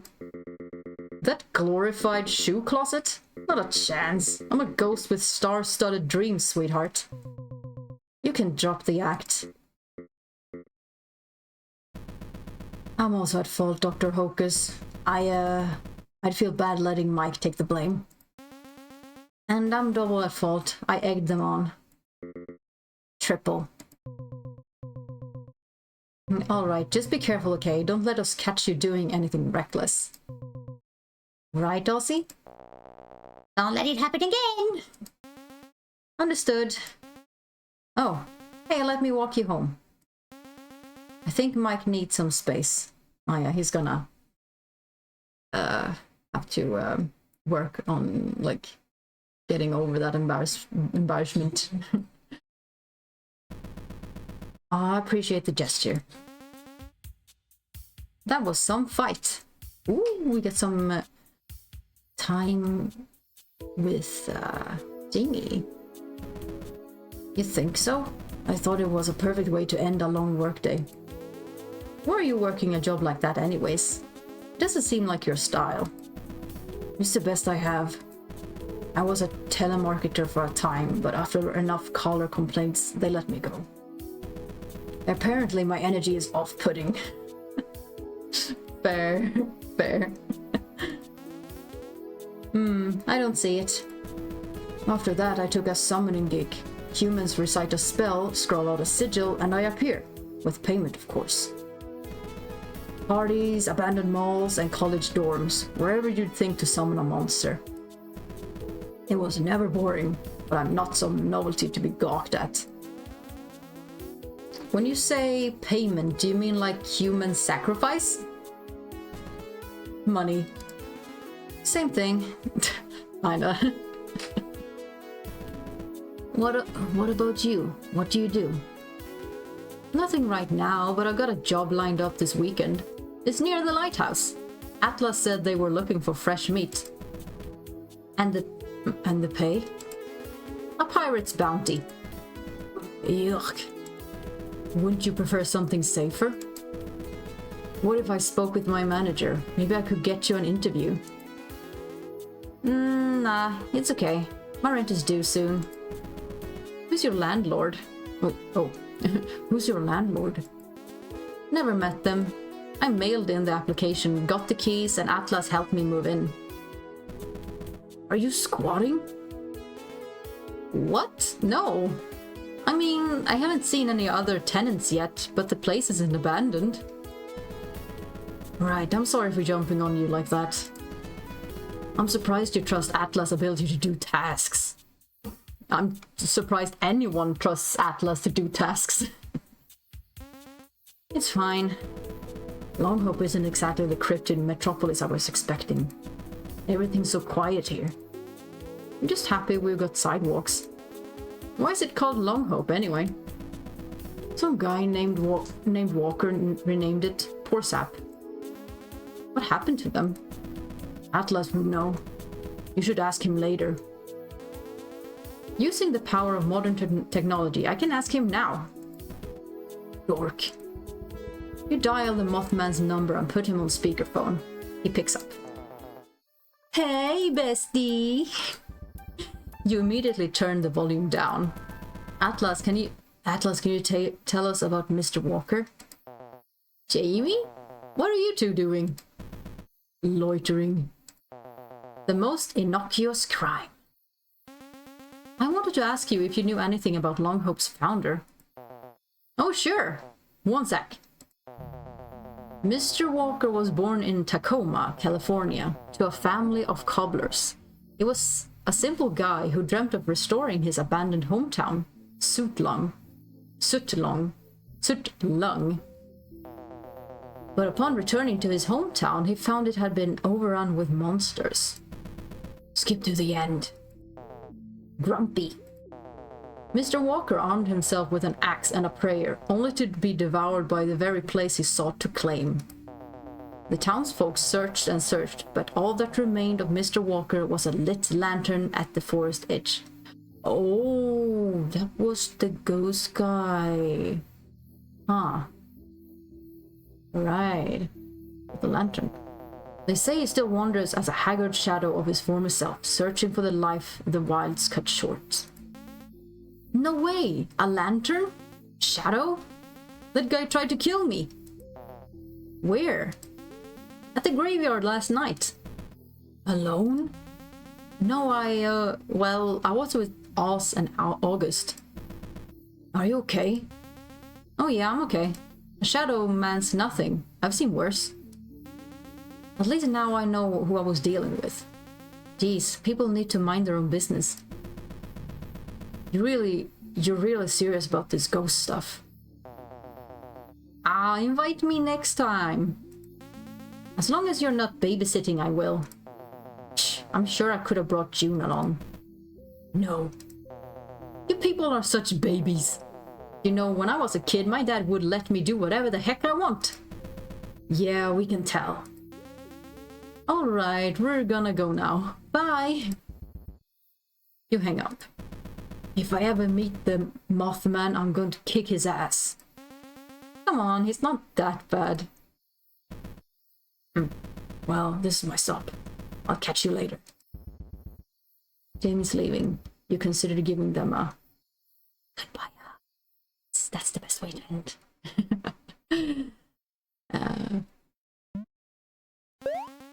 Before you go, would you like a hug? From you? Sure. Okay. This is where we end. This is where we're gonna end today's stream. And I'm sorry if you want to know what happens right after this, but I know this is gonna be a nice way to start the next one. So I'm gonna say right here. Oh, right click. Save. No, we save here. Okay, no, we save there. We recognize the little picture. So, this has been the longest stream I've ever... excuse me, why am I so off-center? This has really been the longest stream I've ever had so far. And, well, I know people that stream for like 12 or even more hours sometimes. But yeah, this has been this has been quite the feat for me. It's because I wanted to know more stuff that was gonna happen, and I feel content now. I've been flirting with both August and with Jamie, the two monsters that I'm mostly interested in. I still haven't gotten to meet the sea monster or the lake monster, at least not in their monster form. I'm thinking that I already met them. I'm thinking it's the Tessie person, but not sure. But I hope you all's been enjoying this stream today, even if it was very, very spontaneous. But I felt it was a good way to get back to it. Because sometimes it's just like a bit stressful to plan ahead, not knowing if like you're gonna feel like it. But I'm gonna get back into the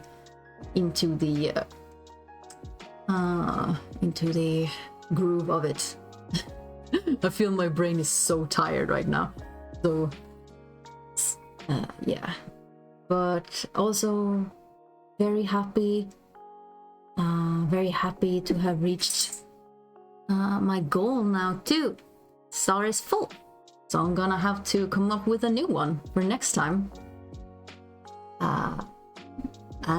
Yeah, of course, like my goal in the long run will probably be to get affiliate, and I think you need like 40 followers for that. So that's gonna be our next goal. But yeah, not gonna drag this out too much.